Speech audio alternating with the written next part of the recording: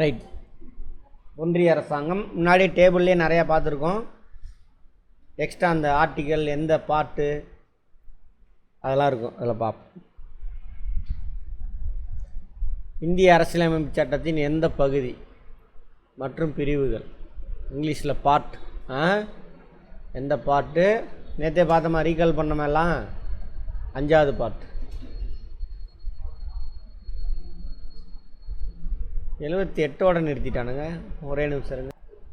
இதில் பார்த்தீங்கன்னா இந்த நிர்வாகத்துறை வரைக்கும் 78 வரைக்கும் அப்படின்னாங்க. என்னது? ஒன்றிய அரசாங்கத்தினுடைய எக்ஸிக்யூட்டிவ் இருக்காங்களே, செயல்படுத்தும் துறை, அது வரை அதை பற்றி மட்டும் பேசுகிறது 52லேருந்து 78 வரைக்கும். எல்லா துறையை பற்றி பேசுகிறது எதுலேருந்து எது வரைக்கும்? ஆர்டிகல் 52லேருந்து 151. எல்லா அரசாங்கமே 3 அங்கம் இருக்கும். அரசாங்கத்துக்குள்ளே வெளியில் ஒரு அங்கம் இருக்கும். அதுக்கு பேர் என்ன? ஊடகம். 4வது அங்கம். இதெல்லாம் என்னென்ன பண்ணுவாங்கன்னு முன்னாடி சொல்லிட்டேன், போய் எடுத்து பார்த்துக்கோங்க. நடுவண் அரசாங்கத்தினுடைய சட்டமன்றம், சட்டம் இயற்றும் துறை, இங்கிலீஷில் லெஜிஸ்லேட்டிவ். அதுக்கு பேர் தான் என்னது? நாடாளுமன்றம் அல்லது பாராளுமன்றம். சரியா? பாராளுமன்றம் எத்தனை அடுக்கு கொண்டது? 3 அடுக்கு. எத்தனை அவையை கொண்டது? 2 அவை. Bicameralism. இதில் மேலவையை கலைக்கவே முடியாது. எப்பயுமே அங்கே உறுப்பினர் இருந்துகிட்டே இருப்பாங்க. கீழவையை கலைக்கலாம். 5 வருஷத்துக்கு ஒரு தடவை பதவி காலியாகும். டோட்டல் எல்லோரும் போவாங்க, எலெக்ஷன் நின்று ரிட்டர்ன் வருவாங்க. மேலவையை கலைக்கவே முடியாது எப்பயுமே. ஆனால் மாநில சட்டமன்றத்தில் மேலவையை கலைக்க முடியும். சரியா? கீழவையில் தீர்மானம் போட்டு பார்லிமெண்ட்டுக்கு அனுப்பி தீர்மானம் நிறைவேறிச்சுன்னா மேலவையை கலைக்க முடியும். மாநிலத்தில், ஒன்றிய அரசாங்கத்தில் இருக்கக்கூடிய மேலவையை கலைக்கவே முடியாது. ஓகேவா? ரைட். எத்தனை அவைகளை கொண்டது? அவை யாவை? ராஜ்யசபா, லோக்சபா. ஈரவை. 2 அவை, ஈரவை. இங்கிலீஷில் பை கேமரலிசம்.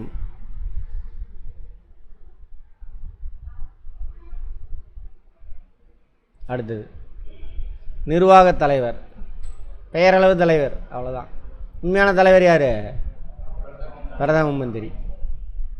தலைவர் தான் கேட்குறாங்க, பிரதம மந்திரி தான். இந்தியாவில் முப்படைகளின் தலைமை தளபதி யார்? தளபதியில் தளபதி. மற்றும் அவர் முப்படைகளின் தளபதி என கூறும் அரசியலமைப்பு சட்டப்பிரிவு யார் தான்? குடியரசுத் தலைவர் தான். எந்த ஒரு நாட்டு மேல் போர் தொடுக்கிறது, போரை நிறுத்துறது, சரியா? வெளிநாட்டோட உறவு வச்சுக்கிறது, எல்லாமே யார்? குடியரசுத் தலைவர் தான். குடியரசுத் தலைவர்னால் யார்? அமைச்சரவை. இப்போ கூட கூடினாங்களா அமைச்சரவை? பாகிஸ்தான் கூட சண்டை போடுறதா என்னென்னு அவங்க தானே முடிவு எடுத்தாங்க. குடியரசுத் தலைவர் எங்கேயாவது போனாராங்க? இவங்க முடிவெடுத்து கொடுப்பாங்க, அவங்க கையெழுத்து போடுவாங்க, அதோட அவ்வளோதான். டம்மி பீஸ் யார்? குடியரசுத் தலைவர். 53A 53A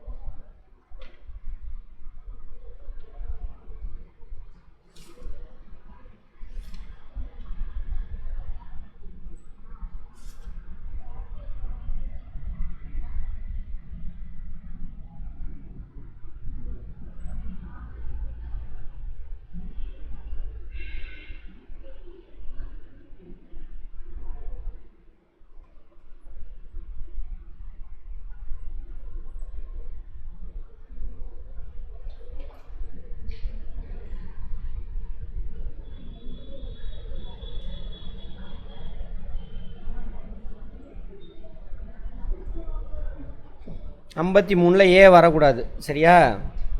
53 சப் கிளாஸ் 2 போட்டுக்கோங்க. ஒரிஜினல் 2 53ல் ரெண்டாவது சப் கிளாஸ். ஃபஸ்ட்டில் ஒன்று சொல்லியிருப்பாங்க, ரெண்டாவது ஒன்று மாற்றிக்கங்க. இந்திய அரசியலமைப்பு சட்டத்தின் எந்த பிரிவு குடியரசுத் தலைவரின் நிர்வாக அதிகாரங்களை பற்றி கூறுகிறது? 53. நிர்வாகம்னா என்ன அர்த்தம்? செயல்படுத்தும் துறை இருக்குல்லையே, அந்த வேலையெல்லாம் இவர் தான் செய்வார் அப்படின்னு சொல்லக்கூடிய ஆர்டிகல். குடியரசுத் தலைவர் தேர்தல் போட்டியிடுவதற்கான தகுதிகள். போட்டியுடனுனாமே இந்த தகுதியெலாம் இந்திய குடிமகனாக இருக்கணும், 35 வயசு பூர்த்தி அடைஞ்சிருக்கக்கூடாது, அரசாங்கத்தில் ஆதாயம் தரக்கூடிய பதவியில் எதுலேயுமே எந்த அரசாங்கத்துலேயுமே இருக்கக்கூடாது. அதில் இருக்குது ஆதாயம் தரக்கூடிய பதவி, ஆதாயம் தராத பதவி. இப்போ எம்பி எம்எல்ஏலாம் ஆதாயம் தரக்கூடிய பதவி கிடையாது, சம்பளம் வரும், இருந்தாலும் அது அதில் வராது. மினிஸ்டராக இருக்கக்கூடாது. ஆனால் அதுமாதிரி பார்த்துருப்போம். கீழவையில் உறுப்பினராகிறதுக்கு தகுதி இருக்கணும்.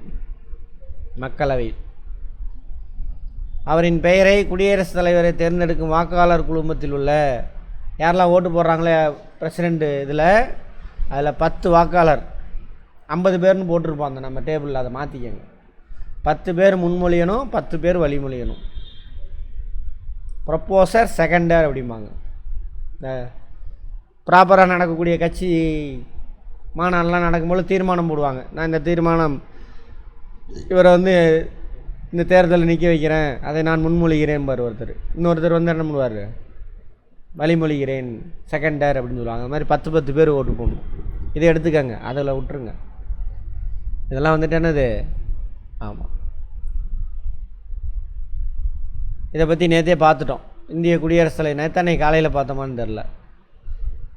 இல்லம் ராஷ்டிரபதி பவன் எங்கே இருக்குது? புதுடெல்லியில் இருக்குது. புதுடெல்லியை தவிர அவருக்கு வேறு இடத்துலலாம் அப்பப்போ ரெஸ்ட் எடுக்க போவார் குடியரசுத் தலைவர். சிம்லாவில் உள்ள ரிட்ரீட், இப்போ சம்மரப்போ அங்கே போயிடுவார், சிம்லாவுக்கு போயிடுவார். இமயமலையில். சிம்லா எந்த மாநிலத்தில் இருக்குது? சிம்லா அங்கே போய் ரெஸ்ட் எடுப்பார். ஹிமாச்சல் பிரதேஷ். ஜம்மு காஷ்மீர் அதுக்கு மேலே இருக்குது இங்கே. அதேமாதிரி வின்டரில் டெல்லியில் பயங்கர குளிராக இருக்கும். அதுவும் வரப்பனின்னு சொல்லுவாங்க. வறட்சியாக இருக்கும், ஈரப்பதமே இருக்காது, பயங்கர குளிராக இருக்கும். சரியா? அப்போ அங்கே இருக்க மாட்டார், நேராக எங்கே வந்துடுறாரு? ஹைதராபாத்துக்கு வந்துடுவார். 2 ரெஸ்ட் எடுக்கிறதுக்கு. குடியரசுத் தலைவருக்கான தேர்தல் முறை என்ன? இது நமக்கே தெரியும். சரியா? விகிதாச்சார ஒற்றை வாக்கு மாற்று முறை. இவனுங்க புக்கில் மாற்றி போட்டுருக்காங்க. ஒற்றை மாற்று வாக்கு மூலம் விகிதாச்சார பிரதிநிதித்துவம் புக்கில். அதே தான், proportional representation by means of single transferable vote. இங்கிலீஷில் அதுதான், தமிழில் எப்படி வேணாலும் மாற்றி மாற்றி போட்டிருப்பானுங்க. குடியரசுத் தலைவர் யாரெல்லாம் ஓட்டு போடுவாங்க? குடியரசுத் தலைவர் எலெக்ஷனுக்கு யாரெல்லாம் ஓட்டு போடுவாங்க? லோக்சபா, ராஜ்யசபாவுடைய தேர்ந்தெடுக்கப்பட்ட உறுப்பினர்கள். அடுத்தது எம்எல்ஏஸில் தேர்ந்தெடுக்கப்பட்டாங்க. இப்போ தான் நான் எம்எல்ஏஸில் நியமன உறுப்பினர் யாருமே கிடையாது. அது ஆங்கிலோ இண்டியனை அது நீக்கிட்டாங்க அப்படின்னு சொல்லி பார்த்தோம். ரைட். எங்கே மணிகண்டன்லாம் எம்எல்ஏனா எங்கே மாநிலத்தில் எம்எல்ஏ இருப்பாங்க, 2 ஒன்றிய பிரதேசங்களில் எம்எல்ஏஸ் இருப்பாங்க. அது எதுன்னு பார்த்துருக்கோம், அதுதான் சொல்கிறாங்க. குடியரசுத் தலைவரின் பதவிக்காலம் 5 ஆண்டுகள். துணை குடியரசுத் தலைவரோட பதவிக்காலம் அதுவும் 5 ஆண்டு தான். குடியரசுத் தலைவருக்கு பதவி பிரமாணம் செஞ்சு வைக்கிறது யார்? உச்ச நீதிமன்ற தலைமை நீதிபதி.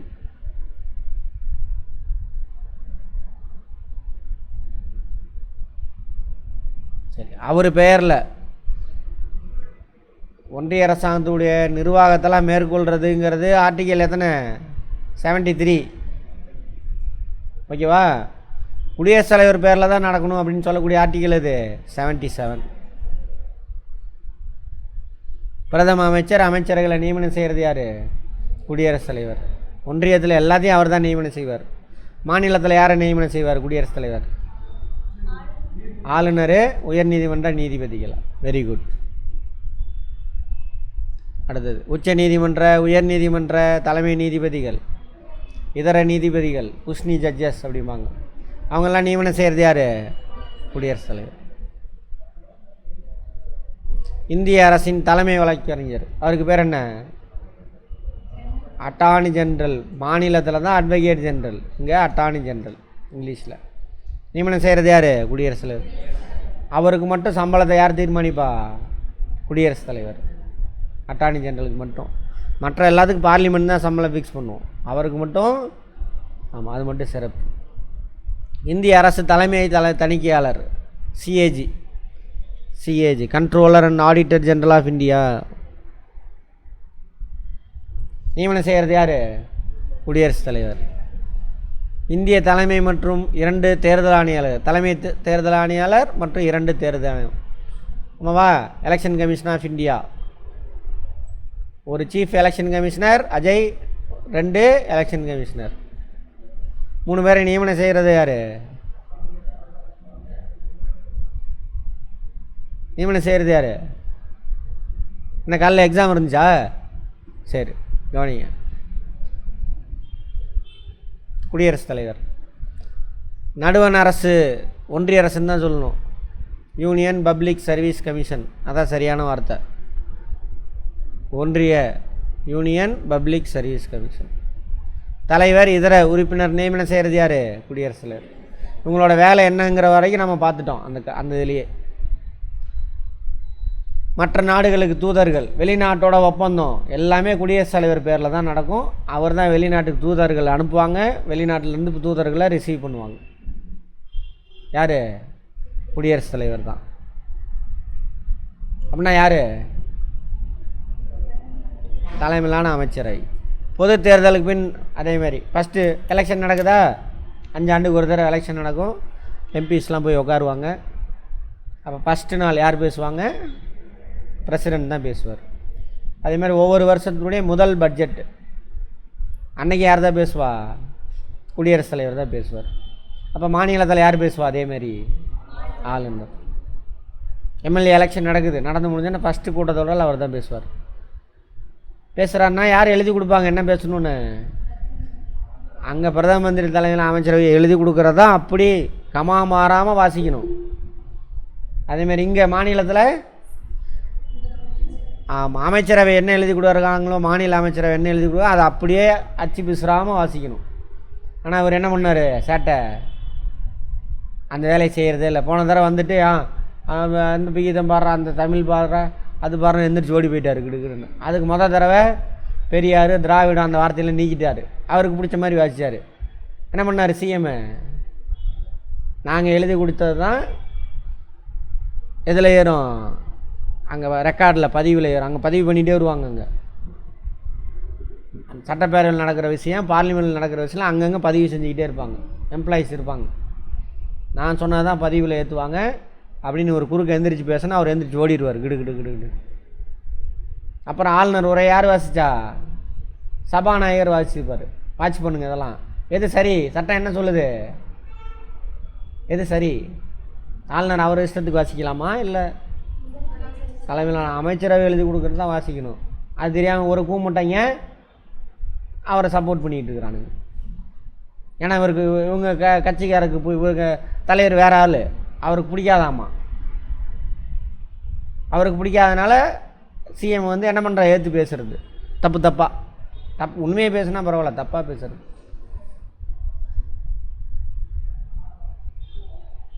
யாரை அவமதிக்கிற செயல் இது?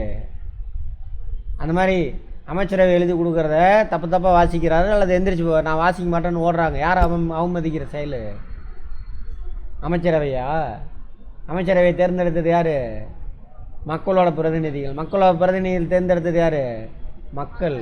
அப்போ யாரை அவமதிக்கிறாரு? ஒட்டுமொத்த மக்களையும் அவமதிக்கிறாரு. அதான் சொல்லியிருக்கோம், சட்டத்துக்கு புறம்பாக செயல்படுறீங்க, அரசியலமைப்பு சட்டத்துக்கு புறம்பாக செயல்படுறீங்கன்னு உச்சநீதிமன்றம் சொல்லியிருக்கான். படித்து பாருங்கள். சரியா? இதெல்லாம் தெரியாமல் ஏதோ நம்ம அப்பா அந்த கட்சிக்காரர் அவர் சொன்னதை வச்சான் பத்தியா அடி வாங்கினாரா சிஎம்மு அப்படின்னு பேசிட்டு தர்றானுங்க முட்டாப்பயிலுங்க. சரியா? ஆமாம், அது மாதிரிலாம் யோசிக்காதீங்க. நியாயமாக யோசிங்க. பொது தேர்தலுக்கு முன் நாடாளுமன்றத்தின் முதல் கூட்டத்தொடர் உரையாற்றி துவக்கி வைப்பவர். அதே மாதிரி வருஷத்தோட முதல் கூட்டத்தொடர் பட்ஜெட் கூட்டத்தொடர் தான் வருஷத்தோட முதல் கூட்டத்தொடர். ஜனவரி மாதம் ஆரம்பிக்கும். அந்த அன்னைக்கும் அவர் தான் பேசுவார். அங்கே குடியரசுத் தலைவர், இங்கே ஆளுநர்.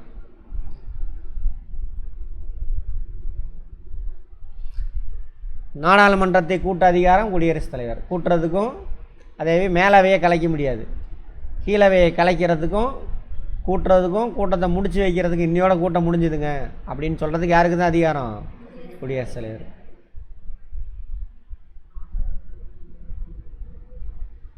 ரெண்டு ஹவுஸ்லேயும் பாஸ் ஆகிருச்சு. அந்த மசோதா எங்கே போகுது? குடியரசுத் தலைவர்கிட்ட போகும். அவர் கையெழுத்து போட்டால் தான் அது என்னவாக மாறும்? சட்டமாக மாறும். இல்லைன்னா அவர் கையெழுத்து போடுற வரைக்கும் அது என்னது? மசோதாவே இருக்கும். அதான் கேட்குறாங்க. மக்களவை கீழவையை கலைக்கலாம். யாருக்கு அதிகாரம்? எப்போல்லாம் கலைக்கலாம்? நேற்றே சொல்லியிருப்பேன், ஆளுநருக்கு சொல்லியிருப்பேன். இப்போ எலெக்ஷன், பொது எலெக்ஷன் நடந்து வருது. பெரும்பான்மையான உறுப்பினர் யாரையுமே சொல்லலை, அல்லது எந்த கட்சிக்கு பெரும்பான்மையும் கிடைக்கல. பெரும்பான்மையான அவையில் பெரும்பான்மையான உறுப்பினர்கள் சேர்ந்து யாரை கை காட்டுறாங்களோ அவங்க தான் யார்? Prime minister. பெரும்பான்மையான உறுப்பினர் எந்த பக்கமும் இல்லை. ஆமாம், அங்கங்கே பிச்சு பிச்சு கிடக்கிறான். 543 பேரா? அதில் பெரும்பான்மை எவ்வளவு? 272.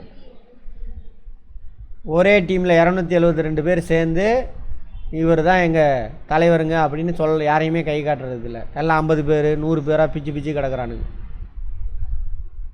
அப்போ பெரும்பான்மையே இல்லை. இப்போ பிரைம் மினிஸ்டர் நியமிக்க முடியுமா? முடியாது. அப்போ தான் கலைச்சி விட்ருவார். கலைச்சிட்டு திரும்ப எலெக்ஷன் வைப்பா அப்போ பண்ணிட்டுவார்.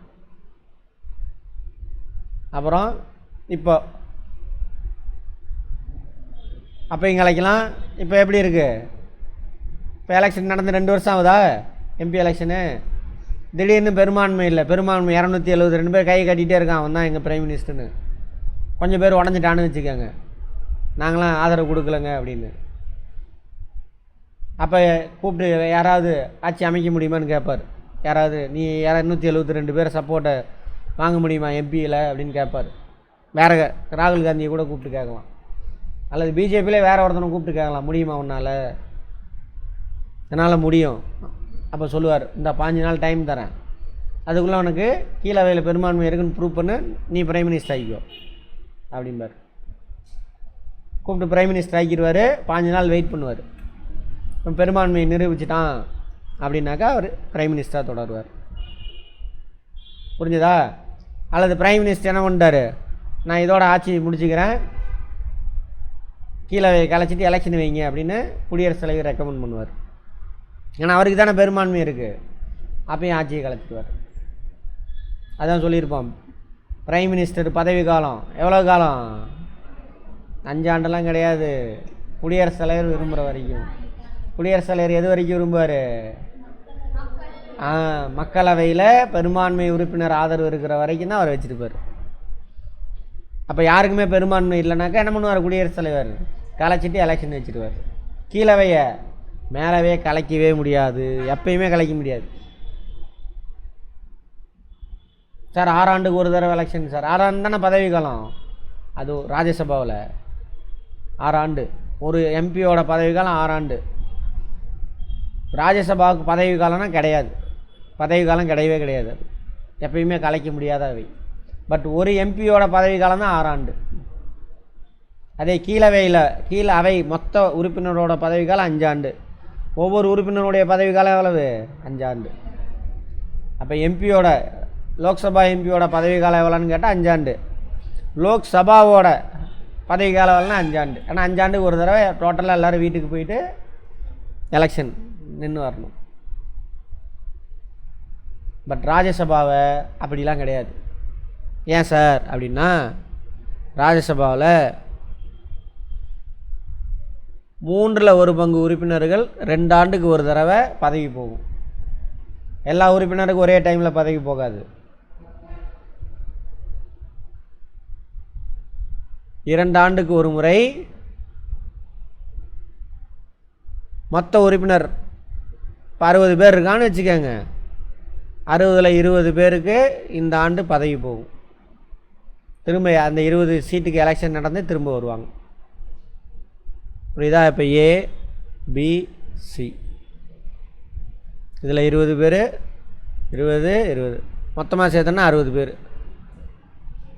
இந்த வருஷம் 2025 இந்த 20 பேருக்கு எலெக்ஷன் நடக்கும், போயிட்டு வருவான். இந்த 40 பேர் அப்படியே தான் இருப்பான். அடுத்த 2 ஆண்டு கழித்தோன்னா இந்த 20 பேருக்கு எலெக்ஷன் நடக்கும், இவனுக்கும் எலெக்ஷன் நடக்காது. அடுத்து அது முடிஞ்ச 2027 2029 இவன் 2 பேர் 40 பேர் அப்படியே இருப்பான், இந்த 20 பேருக்கு என்ன எலெக்ஷன் நடக்கும். இப்படி சைக்கிள் ரொட்டேஷன் ஆகிட்டே இருக்கும். மேலவை உறுப்பினர்கள் ஒரே டைமில் பதவி போகாது. அதனால தான் மக்களவையினுடைய மேலவையை கலைக்க முடியாது, யாருக்குமே அதிகாரம் கிடையாது. நாடு அழிஞ்சால் மட்டும்தான் அது ஆட்டோமேட்டிக்காக கலைஞ்சிரும். சரியா? ரைட். இது பார்லிமெண்ட்டுக்கு மட்டும். பட் மாநிலத்தில் மேலவே கலைக்கலாம். அதுக்கான ப்ரொசீஜர் என்னன்னு நான் சொல்லியிருக்கேன். பார்த்து எல்லாமே தெரிஞ்சு வச்சுக்கணும், கதையாக புரிஞ்சு வச்சுக்கோ. நீ புரிஞ்சு வச்சிருக்கியான்னு அங்கே கேட்பான். ஸ்டேட்மெண்ட்டை படித்து இது இதுதானே சொல்லுது, அப்போ இது வரும் இது வராது அப்படின்னு டிக் பண்ணணும். அதுக்கு பேர் தான் படிப்பு. 10 வார்த்தை கேள்வி மனப்பாடம், 20 வார்த்தை ஆன்சரு, அந்த 20 வார்த்தையும் மனப்பாடம். அதை அப்படியே மக்கப் பண்ணி அங்கே போய் வாந்தி எடுத்துகிட்டு வர்றது, அதுக்கு பேர் படிப்பு இல்லை. படிப்புனா என்னது? உன்னை சுற்றிலும் உள்ளதை நீ புரிஞ்சு வச்சுருக்கியான் டெஸ்ட் பண்ணுறான். நேராக பார்த்தா கேள்வி கேட்டு டெஸ்ட் பண்ணிக்க போகிறோம். நேராக உன்னை பார்க்க முடியாது. ஸோ மறைமுகமாக கேள்வி கேட்குறான், அதான் எழுத்து. நீ உனக்கு தெரிஞ்ச புரிஞ்சு வச்சுருக்கிறத எழுத்து மூலிமா அவருக்கு புரிய வைக்கணும். அதுக்கு பேர் தான் எழுத்தறிவு. அதுதான் படிப்பு. அதை தப்பாக பண்ணுறானுங்க, ஏன் பண்ணுறானுங்க, எது பண்ணுறானுங்க வரலாறு பார்க்குற மார்னிங்கில் பார்த்துட்ருப்போம். சரியா? பாருங்கள். மாநிலங்களவைக்கு குடியரசுத் தலைவர் எத்தனை நபர்களை நியமனம் செய்கிறார்? 12 நபர்களை. எந்த துறை? இதில் பார்த்தாலும் மேலவை உறுப்பினர் எத்தனை பங்கு உறுப்பினரை வந்துட்டு ஆளுநர் நியமிப்பார் மாநிலத்தில்? 6ல் 1 பங்கா? 6ல் 1 பங்கு உறுப்பினர்களை. 6ல் 1 12ல் 1 பங்கா? எடுத்து பாருங்கள், எழுதியிருக்க மாட்டீங்க. அதில் 5 துறை இருக்கும். ஆனால் இங்கே ஸ்பெசிஃபிக்காக 12 உறுப்பினர்கள் மாநிலங்களவைக்கு குடியரசுத் தலைவர் நியமனம் செய்வார். சரியா? கலை, இலக்கியம், அறிவியல், விளையாட்டுலாம் கிடையாது. அரசியலமைப்பு சட்டத்தில் விளையாட்டுன்ற வார்த்தையே கிடையாது. சமூக பணி. மாநிலத்தில் மேலவையில் பார்த்தீங்கன்னு வச்சுக்கோங்க, ஒரு வார்த்தை கூட்டுறவுத்துறை அப்படின்னு வரும். அந்தந்த துறையில் சிறந்து விளங்குறவங்கள 12 பேரை குடியரசுத் தலைவர் ராஜ்யசபாவில் நியமிப்பார். கீழவையில் நியமன உறுப்பினர்கள் இருக்காங்கன்னா இல்லை, அதான் நீக்கியாச்சு. கீழவையில் நியமன உறுப்பினரை 2 பேர் நியமனம் செஞ்சுட்டு இருந்தாங்க, நீக்கியாச்சு அதை. ரைட். மக்களவைக்கு குடியரசுத் தலைவர் எத்தனை நபர்களை நியமனம்? அதான் கிடையாது, அதான் தூக்கியாச்சு. 2019 எத்தனையாவது சட்ட திருத்தம்னு பார்த்தோம்? 104வது சட்ட திருத்தம்னு நினைக்கிறேன். அதை கூட கேள்வியே கேட்பாங்க, பார்த்துக்கோங்க. மக்களவையில் ஆண்டு வரவு செலவு திட்டத்தினை அதே தான். மாநிலத்தில் ஆண்டு வரவு செலவு திட்டத்தை யார் சமர்ப்பிச்சா? ஆளுநர். அதேமாரி இங்கேயும் அதே தான். அதேமாதிரி நிதி மசோதா 1, பண மசோதா, இது எல்லாமே குடியரசுத் தலைவரோட ஒப்புதலோடு தான் மக்களவையில் தான் இன்ட்ரடியூஸ் பண்ண முடியும், ராஜ்யசபாவில் இன்ட்ரடியூஸ் பண்ண முடியாது. பண மசோதா, நிதி மசோதா ஒன்றுலாம் இருக்குல்ல, கீழவையில் தான் இன்ட்ரடியூஸ் பண்ண முடியும். பாஸ் ஆகி மேலவைக்கு போகும், 14 நாள் வெயிட் பண்ணுவாங்க. 14 நாள் அவன் பாஸ் பண்ணாலும் சரி, ராஜ்யசபாவில் ஃபெயில் பண்ணாலும் சரி, அல்ல திருப்பி அனுப்பினாலும் சரி, அதை பற்றி கேர் பண்ணிக்க மாட்டாங்க. சரியா? பண மசோதா, நிதி மசோதா 1. சரியா? அதுக்கு பவர் கீழவைக்கு மட்டும்தான் இருக்குது. கீழவையில் பாஸ் ஆயிடுச்சு, குடியரசுத் தலைவருக்கு போகும். திரும்ப ஒரு கையெழுத்து போட்டார்னா பட்ஜெட் பாஸ் ஆயிடுச்சுன்னு அர்த்தம். ஓகேவா? அடுத்தது இந்திய அவசர கால நிதி, கண்டிஜென்சி ஃபண்ட் ஆஃப் இந்தியா. நேற்று பார்த்தோம்ல ஆளுநருக்கு. அது மாதிரி ஒன்றிய அரசாங்கத்துக்கு யார்கிட்ட இருக்கும்? குடியரசுத் தலைவர். நிதிக்குழுவினை நியமனம் செய்கிற குடியரசுத் தலைவர். ஆமாவா? மன்னிப்பு வழங்கும் அதிகாரம், பார்டனிங் பவர். பார்த்தோம்ல, ஒருத்தன் தூக்கு தண்டனை வாங்கிட்டான், ஃபஸ்ட்டு தாலுக்கு லெவல் கோர்ட்டில் தூக்கு தண்டனை கொடுத்துட்டாங்க. அவன் அப்பீல் பண்ணுறான் டிஸ்ட்ரிக்ட் லெவல் கோர்ட்டு, அங்கேயும் தூக்கு தண்டனை கன்ஃபார்ம் பண்ணியாச்சு. அப்புறம் ஹைகோர்ட்டு, அங்கேயும் கன்ஃபார்ம் ஆயிடுச்சு. சுப்ரீம் கோர்ட்டு, அங்கேயும் கன்ஃபார்ம் ஆயிடுச்சு தூக்கு தண்டனை. அவன் அந்த மாதிரி தண்டனை கைதியை தூக்கு தண்டனையும் ஆயுள் தண்டனையும் வாங்கியிருக்கலாம். அப்போ அவன் கடைசியாக யார்கிட்ட அப்பீல் பண்ணலாம்? குடியரசுத் தலைவருக்கு அப்பீல் பண்ணலாம். குடியரசுத் தலைவர் பார்த்து அவனுக்கு என்ன பண்ணலாம்? தண்டனையை முழுவதும் ரத்து பண்ணலாம். தூக்கு தண்டனையை ரத்து பண்ணிட்டு வீட்டுக்கு போவான்னு சொல்லலாம். அல்லது தூக்கு தண்டனை என்னவா பண்ணலாம்? ஆயுள் தண்டனையாக மாற்றலாம். அல்லது தூக்கு தண்டனை நிறுத்தி வைப்பா அப்படின்னு சொல்லலாம். யார்? குடியரசுத் தலைவர்னா யார்? அமைச்சரவை, பிரதம மந்திரி தலைமையிலான அமைச்சரவை. அவங்க தான் முடிவு பண்ணுவாங்க. புரிஞ்சதா? ரைட். அப்படி அதுக்கு பேர் தான் மன்னிப்பு, பார்டனிங் பவர் இங்கிலீஷில். மன்னிப்பு வழங்கும் அதிகாரம் யார் கொடுத்துருக்காத? 72, ஆர்டிகல் 72. வெளிநாடு உடனான அனைத்து ஒப்பந்தங்களும் யார் பேரில் தான் நடக்கும்? குடியரசுத் தலைவர் பேரில் தான் நடக்கும். அதிக முறை குடியரசுத் தலைவர் ஆட்சி நடைமுறைப்படுத்தப்பட்ட மாநிலங்கள். குடியரசுத் தலைவர் ஆட்சி என்ன ஆர்டிகல்? 356 பார்த்தோமா? மாநிலத்தில் அமைச்சரவையை கலைச்சிருவாங்க 356 படி. கலைக்கிறதுக்கு யார் ரெக்கமெண்ட் பண்ணுவா? அந்த மாநிலத்தோட ஆளுநர் ரெக்கமெண்ட் பண்ணுவார். இங்கே சட்டம் ஒழுங்கு சரியில்லை, அரசியலமைப்பு சட்டத்தை செயல்படுத்த முடியல. 356, 365 2 ஆர்டிகல். அப்போ கலைச்சிடுவார் குடியரசுத் தலைவர். கலைச்சிட்டு ஒன்றிய அரசாங்கமே அந்த மாநிலத்தை கவனிச்சிக்கும் கொஞ்ச நாளைக்கு. வருஷம் முன்னாலாம் இல்லை, கொஞ்ச நாளைக்கு. சரியா? ரைட். அப்படி அதிக தடவை எந்த மாநிலங்கள்லாம்? ஒன்று இப்போ கேரளா, இன்னொன்று பஞ்சாப். குடியரசுத் தலைவர் ஆட்சி. எனக்கு கேரளாவில் என்ன யார்? கம்யூனிஸ்ட்டு, அதனால் கலைச்சி விட்டுட்டே இருப்பாங்க. பஞ்சாபில் யார்? சீக்கியர்கள், அவங்களும் புரட்சி பண்ணிக்கிட்டே இருப்பான்.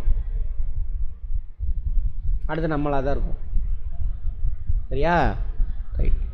அரசியலமைப்பு சட்டத்தின் எந்த பிரிவு குடியரசுத் தலைவரை அரசியலமைப்பை மீறிய குற்றச்சாட்டு நிரூபிக்கப்படுவதன் மூலம் பதவி நீக்கம் செய்யப்படலாம்? சொன்னாலே இம்பீச்மெண்ட் சொன்னோம்ல. குடியரசுத் தலைவர் இம்பீச்மெண்ட் யார் பண்ண முடியும்? பார்லிமெண்ட்டில். ஞாபகம் இருக்கா? அது பற்றி அரசியலமைப்பு சட்டத்தை மீறிட்டார் அப்படின்ற காரணத்துக்காக குற்றம் சுமத்தல் மூலம் அந்த குற்றத்திற்காக அவரை பதவியிலேருந்து நீக்கிறது அப்படின்னு சொல்லக்கூடிய ஆர்டிகல் எது? 61. பணித்துறப்பு, அதாவது ரிசைன் பண்ணுறாரு. அதை யார்கிட்ட கொடுக்கணும்? துணை குடியரசுத் தலைவர்கிட்ட கொடுக்கும். இந்திய அரசியலமைப்பு சட்டத்தின் எந்த பிரிவு துணை குடியரசுத் தலைவரை பற்றி கூறுது? அவரை பற்றி தெரியும் இல்லையா? ஆர்டிகல் 63. துணை குடியரசுத் தலைவர்னு அதுவே ஒரு டம்மி பீஸு. குடியரசுத் தலைவர் அந்த பீஸ் இல்லாதப்ப அந்த சீட்டில் போய் உட்கார்றதுக்காக இன்னொரு பீஸ் உருவாக்கி வைக்கிறோம். அந்த பீஸ் தான் இது துணை குடியரசுத் தலைவர். சரியா? மற்றபடி அசிஸ்டன்ட்லாம் கிடையாது.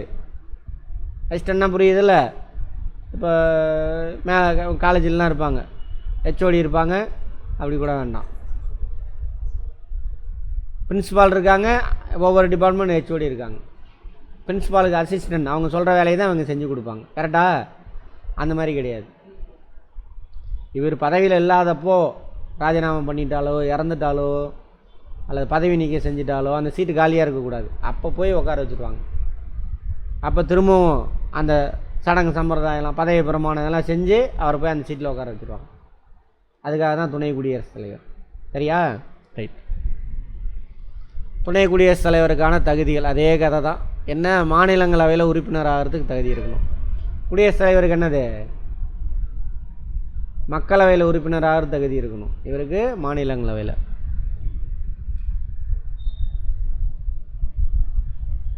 தேர்தல் அவரோட பதவி காலம் பற்றி சொல்கிறது 66 சப் கிளாஸ் 1. யாருக்கு? துணை குடியரசுத் தலைவருடைய தேர்தல் மற்றும் பதவி. என்ன தேர்தல் முறை? அதே விகிதாச்சார ஒற்றை வாக்கு மாற்று முறை. துணை குடியரசுத் தலைவர் யார் ஓட்டு போடுவாங்க? லோக்சபா ராஜ்யசபாவுடைய தேர்ந்தெடுக்கப்பட்ட நியமன 2 உறுப்பினர் இருக்கணும். பதவி காலம் எவ்வளவு? 5 ஆண்டு. துணை குடியரசுத் தலைவர், குடியரசுத் தலைவர் 2 பேர் பதவி காலியாக இருக்குது ஒரே டைமில். அப்போ யார் குடியரசுத் தலைவராக வருவா? உச்ச நீதிமன்ற தலைமை நீதிபதி வந்துடுவார். ட்ரை பண்ணிங்களா? கொஸ்டின்லாம் ட்ரை பண்ணிட்டு வந்தீங்கன்னா டக்கு டக்குன்னு அப்படியே போய் உக்காந்துக்கும். உச்ச நீதிமன்ற தலைமை நீதிபதியாக இருந்து பொறுப்பு குடியரசுத் தலைவராக நியமிக்கப்பட்டவர் யார்? ஒரே ஒரு தடவை அந்த மாதிரி நடந்திருக்கு. இதயத்துல்லா 1969. இவர் தான் உச்ச நீதிமன்ற தலைமை நீதிபதியாக இருந்த பொழுது குடியரசுத் தலைவராகவும் பொறுப்பு வகித்தார். சும்மா கொஞ்ச நாளைக்கு, அடுத்த எலெக்ஷன் நடக்கிற வரைக்கும். துணை குடியரசுத் தலைவரை பணி நீக்கம் செய்யும் அதிகாரம் உள்ள அமைப்பு சொல்லுங்க பாப்பா. நீங்களே துணை குடியரசுத் தலைவரை பதவியிலேருந்து நீக்கலாம். என்ன பண்ணணும்? ராஜ்யசபாவில் தானே அவர் தலைவர். அந்த அவையில் ஒரு தீர்மானம் போட்டால் போதும். இவர் வேண்டாங்க, தீர்மானம் நிறைவேறிடுச்சுன்னா உடனே பதவி போயிடும். குடியரசுத் தலைவருக்கு மாதிரி கிடையாது. குடியரசுத் தலைவருக்குன்னா என்னன்னு சொன்னேன், ஏதாவது ஹவுஸில் ஃபஸ்ட் இன்ட்ரொடியூஸ் பண்ணணும். சரி ப்ரொசீட் பண்ணுங்க அப்படின்னா அடுத்த ஹவுஸுக்கு போவோம். அங்கே ஒரு குழு போட்டு விசாரணை செய்வாங்க. விசாரணை செஞ்சு வந்ததுக்கப்புறம் வாக்கெடுப்பு நடத்துவாங்க. அதுக்கு முன்னாடி அவரை கேட்பாங்க குடியரசுத் தலைவர் என்னங்க ஏதுங்க அப்படின்னு. அப்புறம் வாக்கெடுப்பு நடத்துவாங்க. அப்புறம் பெரும்பான்மையான உறுப்பினர் ஓகே தூக்கிடலான்னு சொன்னாக்க பதவி போயிடும். ஓகேவா? ரைட். இப்போ நான் சொல்கிறது ஒரு புக்கில் நிறையா புக்கோட கலெக்ஷன்ஸாக கதையாக உங்கள்கிட்ட சொல்லிகிட்டு இருக்கிறேன். இதை கரெக்டாக கேட்டிருந்தீங்கன்னா போதும். அதை நான் சொல்கிறதெல்லாம் தான் கேள்வியாக வரும். ஃபுல்லாக அட்டன் பண்ணிவிட்டு அடுத்து ஏதாவது எக்ஸாம் வரும்ல, இல்லை பழைய எக்ஸாம் போன வருஷம் நடந்த எக்ஸாமோட கொஸ்டின் பேப்பர் எடுத்து பாருங்கள். யாராவது பார்த்தீங்களா? கிளாஸுக்கு வந்ததுக்கப்புறம் பார்த்தீங்களா? சிவிக்ஸ்லாம் கொஸ்டின் ஆன்சர் தெரியுதா? பார்த்தீங்களா? சிவிக்ஸ் எல்லா கொஸ்டின் எங்கேருந்து வருது தெரியுதா? முதல்ல கொஸ்டின் இதெல்லாம் புரியுதா? எல்லாம் நம்ம இங்கே நான் நடத்துகிறதுலேருந்து தான் இருக்கும். பார்த்தீங்களா? அதாவது எனக்காக விளையாடக்கூடாது. எடுத்து பாருங்கள் போயிட்டு. கதையை கேட்டிங்கன்னா போதும். அடுத்தது துணை குடியரசுத் தலைவரின் பதவி காலம் அதெல்லாம் தாண்டி போயிட்டோம்ல. மாநிலங்களவையில் ஒரு தீர்மானம் போட்டால் போதும். மாநிலத்தின் தலைவர் எப்பயுமே அந்த ஹவுஸுக்கு தலைவரை அந்த ஹவுஸினுடைய மெம்பரை தான் எடுத்துகிட்டு வருவாங்க. ஆனால் இந்த மாநிலங்களவைக்கு மட்டும் சும்மா வச்சில் தான் சம்பளம் கொடுக்குறோம். துணை குடியரசுத் தலைவர் வேலையே இல்லை, கையெழுத்து போடுற வேலை கூட இல்லை. அதனால நீ சும்மா இருக்காத. போர் அடித்தா என்ன பண்ணு, ராஜ்யசபா கூட்டம் நடந்துச்சுன்னா அங்கே போய் உக்காந்துக்கோ தலைவராக. அந்த ஹவுஸில் ஆனால் ஒரு மெம்பர் கிடையாது. அதனால தான் அதுக்கு பேர் என்னது? பதவி வழி தலைவர். Ex officio chairman. அஃபீஷியலா is not a member in Rajya Sabha. அதனால தான் எக்ஸ் அஃபீஷியோ சேர்மன். அடுத்தது அரசியலமைப்பு சட்டத்தின் எந்த பிரிவு குடியரசுத் தலைவருக்கு உதவிடவும் அறிவுரை வழங்கிடவும் பிரதம அமைச்சரை தலைவராக கொண்ட ஒரு நடுவண் அமைச்சரவை குழு இருக்கும் என குறிப்பிடுகிறது? 74 ஆர்டிகல் 74 சப் கிளாஸ் 1. இங்கே டம்மி எல்லாம் இப்போ பார்த்துட்டு வந்தது எல்லாமே டம்மி காலி பண்ணிடுச்சுங்க. ரியல் பீஸை யாரை மாற்றி விட்டுருச்சு? பிரைம் மினிஸ்டராக மாற்றுறது இதுதான். இந்தியாவின் பிரதம அமைச்சர் பதவியானது எங்கு இருந்து பெறப்பட்டது? பார்த்தோம்ல, ஒரு 60 நாடுகள்லேருந்து காப்பி அடித்து தான் நம்ம அரசியலமைப்பு சட்டத்தை உருவாக்கணும்னு. இந்த பிரதம அமைச்சர்ன்ற கான்செப்ட் எங்கேருந்து எடுத்திருக்காங்க? இங்கிலாந்து. வெஸ்ட் மின்ஸ்டர் அரசியலமைப்பு. வெஸ்ட் மின்ஸ்டர் வந்து முக்கியமான ஆள். அந்த பார்லிமெண்ட் இருக்கிற இடம்னு நினைக்கிறேன். அந்த இங்கிலாந்து பார்லிமெண்ட்டுக்குள்ள அது இருக்கிற இடம்னு நினைக்கிறது. அதனால் இங்கிலாந்து வெஸ்ட் மின்ஸ்டர் அரசியலமைப்பு ஜனநாயக முறையிலிருந்து எடுத்திருக்காங்க. குடியரசுத் தலைவர் யாரை பிரதம அமைச்சராக நியமனம் செய்வார்? குடியரசுத் தலைவர் யாரை பிரதம அமைச்சராக நியமனம் செய்வார்?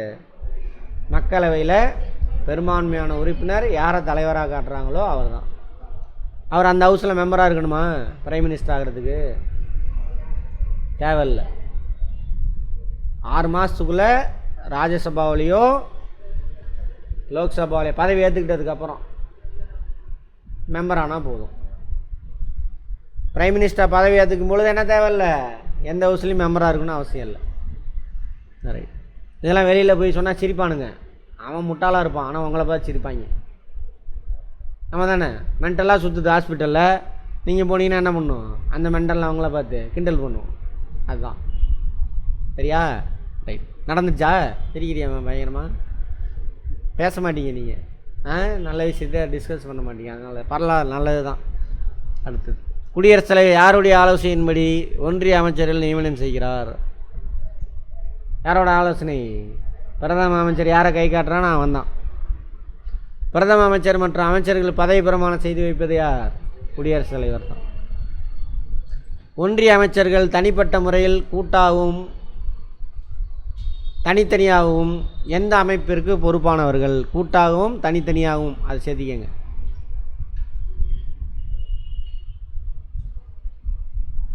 எந்த அமைப்பிற்கு? கீழவை. மக்களவை இருக்குல்ல, நேற்று தானே சொன்னேன். ஸ்டேட் கவர்மெண்ட்டுக்கு என்னவோ அதுதான் இங்கே. ஏன்னா மக்களவையில் உறுப்பினர் தான் பிரைம் மினிஸ்டர் கையை காட்டுறான். அதனால் அங்கே பொறுப்பு வைக்கணும். பொறுப்புனா அர்த்தம் பதில் சொல்லணும். கீழவையில் கேள்வி கேட்டால் நான் பதில் சொல்லணும். அடுத்தது, இந்திய அரசியலமைப்பு சட்டத்தின் எந்த பிரிவு பிரதம அமைச்சரின் செயல்பாடுகள் கடமைகள் பற்றி குறிப்பிடுறது? 78. அமைச்சரவை ஒன்று இருக்கணும்னு சொன்னது எது? 74. பிரதம அமைச்சருக்கான கடமைகள் பொறுப்புகள் என்னன்னு சொல்கிறது என்னது? 78. அதான் இவருக்கு என்னது? குடியரசுத் தலைவருக்கும் அமைச்சரவைக்கும் பாலமாக இருக்கிறது, அமைச்சர்களுக்கு இலாக்காக்களை ஒதுக்கிறது, இந்த மாதிரி வேலையெல்லாம் அதெல்லாம் சொல்லிட்டு இருப்பாங்க. ஒன்றிய அமைச்சரவையின் தலைவர் யார்? அமைச்சரவை யார் தலைவர்? பிரதம அமைச்சர். ஒன்றிய அமைச்சரவை கூட்டத்தின் தேதி நிகழ்ச்சி நிரல் குறித்து முடிவு செய்பவர் யார்? பிரதம அமைச்சர். ஒன்றிய அரசின் பல்வேறு துறைகளை மேற்பாடு செய்பவர். மேற்பார்வை. எல்லா அமைச்சர் வேலை செய்கிறாங்களா அதெல்லாம் மேற்பார்வை செய்கிறவர். இவரோட வேலையை செய்கிறதுக்காக தான் அமைச்சரை போட்டுக்கிறார். அவன் ஒழுங்காக வேலை செய்கிறானு இவர் தான் சூப்பர்வைஸ் பண்ணுவார். அங்கே ஒன்றியத்தில் நடக்குதோ இல்லையோ நம்ம ஸ்டேட்டில் கரெக்டாக நடக்கும். இவங்க ப்ராப்பராக நடத்துவாங்க. பாருங்கள், இப்போ இருக்கிறாரில்ல சிஎம், சிரிக்கிறது இல்லை பாருங்கள். ஒன்றியத்தில் ஆனால் நடக்காது. அந்தந்த துறை மீட்டிங் நடந்துக்கிட்டே இருக்கும். நியூஸ் வாட்ச் பண்ணிங்கன்னா தெரியும் எவன் ஒர்க் பண்ணுறான்னு தெரிஞ்சுக்கங்க முதல்ல உண்மையாக. ஆனால் தப்பாக அவங்களுக்கு ப்ரொஜெக்ட் பண்ணி வச்சுருக்கானுங்க. உழைக்கிறவனை திருடன் கொள்ளைக்காரனும், உழைக்காமல் வீட்லேயே உட்காந்துருங்கள புரட்சினும் பயங்கரமான அட்மினிஸ்ட்ரேஷனுங்க. ஆஃபீஸுக்கே போகல, எங்கே அட்மினிஸ்ட்ரேஷன் பண்ணுவேன்? சரியா? எடுத்து பாருங்கள் வரலாறு. இதெல்லாம் ரொம்ப பிரதம அமைச்சர். குடியரசுத் தலைவருக்கும் அமைச்சரவைக்கும் பாலமாக செயல்படுவார் யார்? பிரதம அமைச்சர். நமது நாட்டின் முக்கிய செய்தி தொடர்பாளராக, நாட்டோட செய்தி தொடர்பாளர் அப்படின்னா எங்கே? வெளிநாட்டில் போய் பேசுகிறது எல்லாமே. தீர்மானம் இதெல்லாம் போடுறது குடியரசுத் தலைவர் பேரில். செய்தி தொடர்பாளர் யார் நம்ம நாட்டுக்கு? ஆமாம், பிரதம மந்திரி. சர்வதேச மாநாடுகளான காமன்வெல்த்து, இதெல்லாம் முக்கியமான மாநாடு. காமன்வெல்த்துனா பிரிட்டிஷ்காரன்ட்டிருந்து சுதந்திரம் வாங்கின நாடுகள், அவங்களாம் ஒன்று சேர்ந்து ஒரு கூட்டமைப்பு வச்சுருக்காங்க. அந்த கூட்டமைப்பு பேர் தானே அது காமன்வெல்த். சரியா? அடுத்தது அணிசேரா உச்சி மாநாடு, நான் அலைன் மூமெண்ட் அப்படின்னு ஒரு அமைப்பு. இந்த 1940களில் உலகத்தில் இருக்கக்கூடிய நிறையா நாடுகள் இந்த யூரோப்பியன் கண்ட்ரீஸ்லேருந்து சுதந்திரமாவாங்க.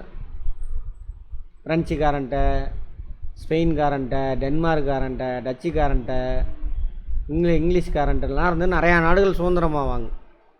அப்போ சுதந்திரமாகும் பொழுது அமெரிக்கா ஒரு விங்கு, யுஎஸ்ஏ இருக்கான்ல அவனுடைய கொள்கை முதலாளித்துவம். அந்த கான்செப்டை பற்றி நான் அப்புறம் சொல்கிறேன். சரியா? எக்கனாமிக்ஸில் பார்ப்போம். யுஎஸ்எஸ்ஆர் ரஷ்யா இருக்கான்ல, அவனோட யுஎஸ்எஸ்ஆர் தான் சொல்லணும், ரஷ்யான்னு சொல்லக்கூடாது. யுஎஸ்எஸ்ஆர்.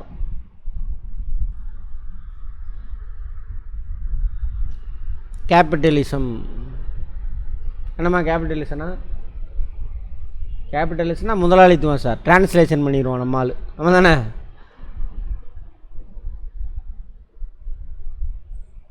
என்ன சொல்லுங்கள்? நானே டிரான்ஸ்லேஷனில் நான் பண்ணிடுறேன். 1000 லாங்குவேஜில் நம்ம டிரான்ஸ்லேட் பண்ணலாம். எல்லாம் அந்த சிஸ்டமில் இருக்குது. அதெல்லாம் நமக்கு தேவையில்லை. நீங்கள் என்ன புரிஞ்சு வச்சுருக்கீங்க சொல்லுங்கள். அடுத்து அதுக்கு அப்படியே ஆப்போசிட்டுக்கான சோசியலிசம்.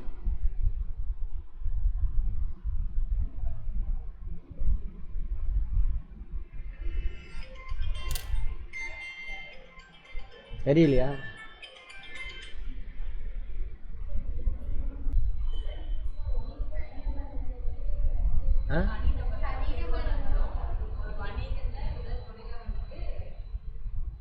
ம் சரி பரவாயில்ல, ஓகே.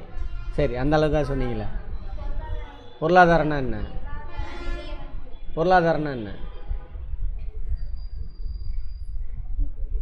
அதாங்க எழுத்தறிவு.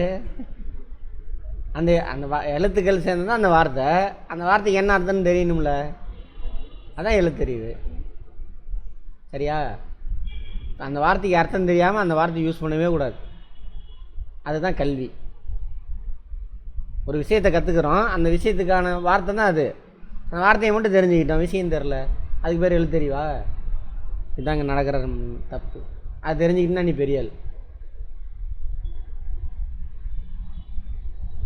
புரிஞ்சுதா? டிகிரி எங்கெல்லாம் போகிறான், பிஹெச்டி வரைக்கும் போகிறான். ஆமாம், அவன் எழுதியிருப்பான், யூஸ் பண்ணியிருப்பான், அந்த வார்த்தைக்கு அர்த்தத்தை கேட்டால் தெரிய மாட்டேங்குது. அவன் பிஹெச்டி முடிச்சு என்ன பண்ணுறது? எழுத்தறிவே இல்லை. மாறணும், அதான் மாறணும். சரி, முதலாளித்துவம் அப்படின்னா ஒரு நாட்டில் இருக்கக்கூடிய சொத்துக்கள், வளங்கள், இது எல்லாமே தனியார்கிட்ட இருக்கும். யார் வேணாலும் வச்சுக்கலாம். சொத்து எல்லாமே அரசாங்கத்துக்குன்னு எதுவுமே இருக்காது. அந்த கதவை திறந்து விட்டு போங்க.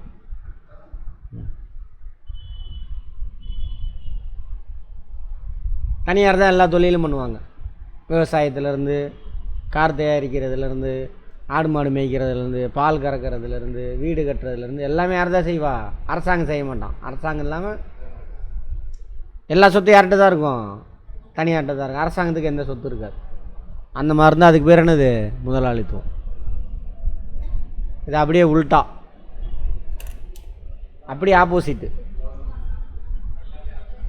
எந்த சொத்தும் தனியாருக்கே சொந்தமே கிடையாது. சரியா? எல்லா சொத்தும் கவர்மெண்ட் பேரில் தான் இருக்கும். எல்லா பிஸ்னஸும், ஆடு மாடு மேய்க்கிறதுலேருந்து, விவசாயத்துலேருந்து, கார் தயாரிக்கிறதுலேருந்து, ஏரோப்ளைன் தயாரிக்கிறதுலேருந்து எல்லா பிஸ்னஸும் யார் தான் பண்ணுவா? அரசாங்கம் தான் செய்யும். மக்கள் அங்கே போய் வேலை செய்வான், அவ்வளோதான். அதான் இந்த சமதர்மம், சோசியலிசம். ஓகேவா? இது யுஎஸ்எஸ்ஆரை ஃபாலோ பண்ணாத. அப்போ இருந்துச்சு 1917 லெனின் ஃபார்ம் பண்ணுவார். அப்படியே தொடர்ந்து 1990 வரைக்கும் இருக்கும் USSR, union of Soviet socialistic republic. அதோட பேக்ரவுண்டு இதெல்லாம் தெரிஞ்சுக்கலாம் அப்புறம். இது இவன் ஃபாலோ பண்ணான். யுஎஸ்ஏ வந்து கேபிட்டலிசம். ரெண்டு பேரும் ஆப்போசிட்டு, எலியும் பூனையும் மாதிரி. 1940 எல்லா நாடும் சுதந்திரம் வாங்குதா, நிறைய நாடுகள் இவன் கூட போய் சேர்ந்துக்குவான், நிறைய நாடு இவன் கூட போய் சேருவான். நம்மால் கம்பீரமாக நிற்பான். அப்போ உள்ள ஒரு அறிவாளி, அதனால் அவர் உயர்குடியில் பிறந்தவர் தான். ஆனால் நிறையா படித்து உலகத்தை புரிஞ்சுக்கிட்டவர் ஜவஹர்லால் நேரு. அதனால தான் நாடு இது வரைக்கும் ஓரளவுக்கு நல்லா வந்துச்சு. அறிவு உள்ளவர் அவர், அதனால் உண்மையான அறிவு இருக்கிறவர். அதனால தான் நாடு இது வரைக்கும் வந்து நம்மளாம் ஓரளவுக்கு வந்துருக்குறோம்.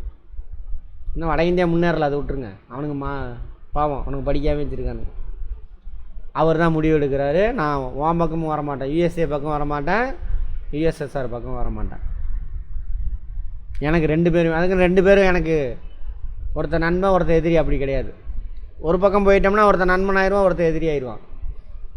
சரியா?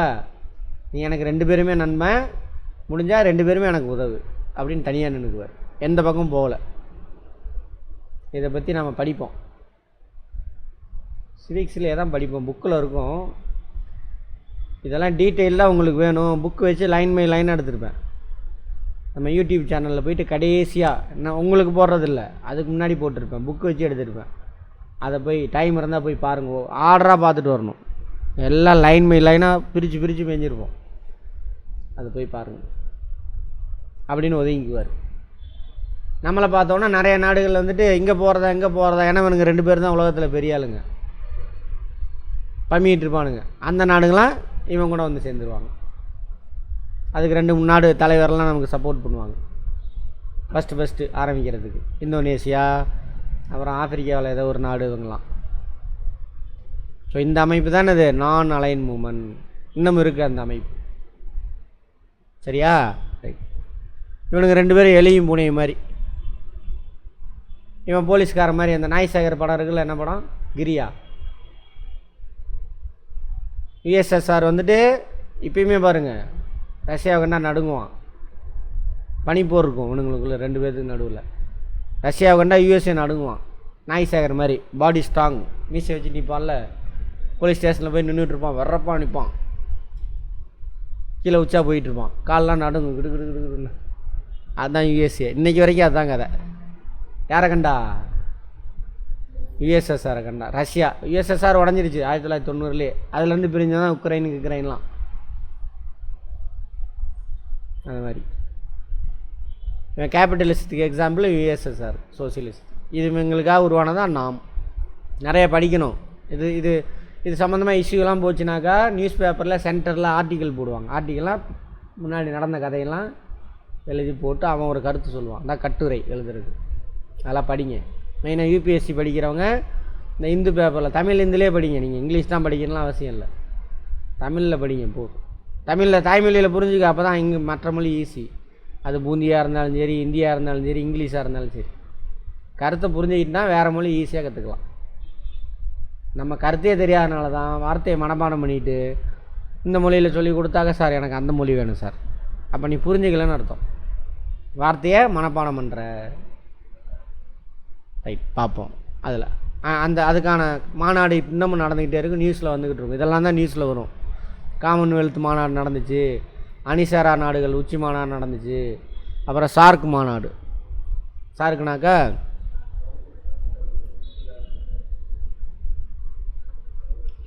சவுத் ஏசியன்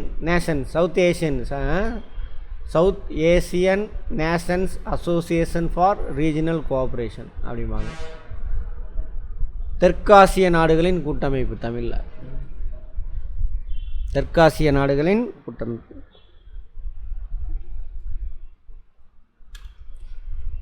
நம்ம நாடு இந்தியா இருக்கு இல்லையா, இந்தியா சுற்றி இருக்கக்கூடிய நாடுகள்.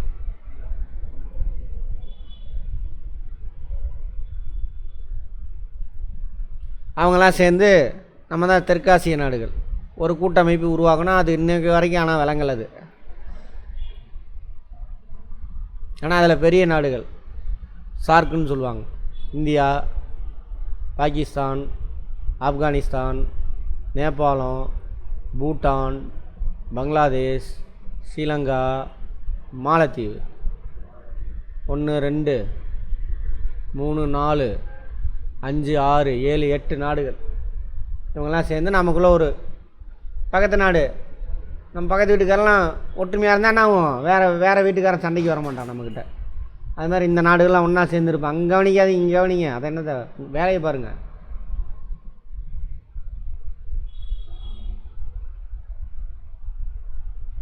ஒற்றுமையாக இருந்தால் என்ன ஆகும், பக்கத்து நாட்டுக்காரன் சண்டைக்கு வர மாட்டான். அப்போ நம்ம ஒற்றுமையாக இருந்து எல்லோரும் வளரலான்னு சொல்லிட்டு ஒரு அமைப்பு உருவாக்கியிருக்காங்க. அதான் சார்க்.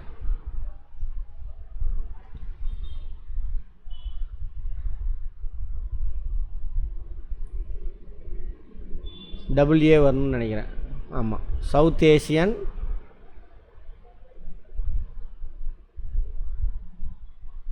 நேஷன்ஸ். ஏன்னா ஏசியாங்கிறது இது ஆசியா, இந்த ஆசிய கண்டம். அதில் தெற்கில் இருக்கக்கூடிய நாடுகள்.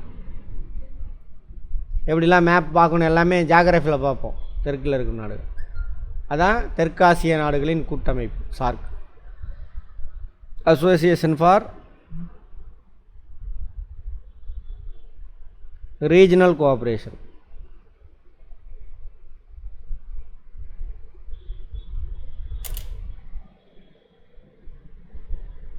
ஓகேவா? அதுக்கு இந்த அமைப்பு எல்லாத்துலேயும் இதெல்லாம் இன்டர்நேஷ்னல் ஆர்கனைசேஷன், சர்வதேச அமைப்புகள். அந்த அமைப்புகள்லாம் இந்தியாவோட பிரதிநிதியாக பங்கு பெறுறவர் யார்? பிரதம அமைச்சர். அதேமாதிரி இன்டர்நேஷ்னல் ஆர்கனைசேஷன் WTOன்னு ஒன்று இருக்குது, வேர்ல்டு ட்ரேட் ஆர்கனைசேஷன். அதில் இந்தியாவோட பிரதிநிதியாக பங்கு பெறுவாங்கன்னா வர்த்தகத்துறை அமைச்சர், ஒன்றியத்தினுடைய வர்த்தகத்துறை அமைச்சர், union trade and commerce minister. அவங்க போய் கலந்துக்குவாங்க. இதில் WTO அப்படின்ற அமைப்பு. நிறையா கற்றுக்கணுன்றவங்க அந்த புக்கை வச்சு எடுத்துருப்பேன், அதை போய் பாருங்கள். அது பொறுமையாக போகும், கற்றுக்கலாம் பொறுமையாக, உங்களுக்குலாம் நிறைய டைம் இருக்குது. அதிகபட்ச ஒன்றிய அமைச்சரவையில் உறுப்பினர் நேற்றே பார்த்தாச்சு. ஒன்றிய அமைச்சரவையில் எவ்வளோ உறுப்பினர் இருக்கலாம்?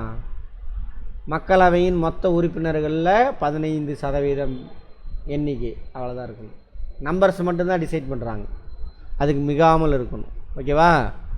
இந்திய அரசாங்கத்தின் நிர்வாகத்தின் மைய கரு. ஒன்றிய அரசாங்கத்தில் எல்லா பவரும் யார்கிட்ட இருக்குது?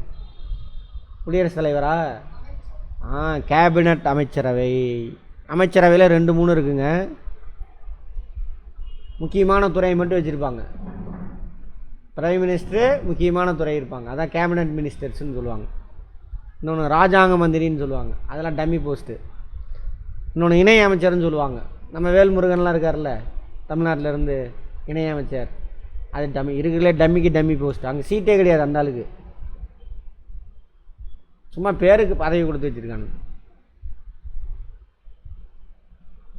அங்கே போனால் பார்லிமெண்ட்டில் அவருக்கு சீட் இருக்கணும்ல, செக்ரட்டரியேட்டில் ரூமு கேபினும் கிடையாது, சீட்டும் கிடையாதாம்மா.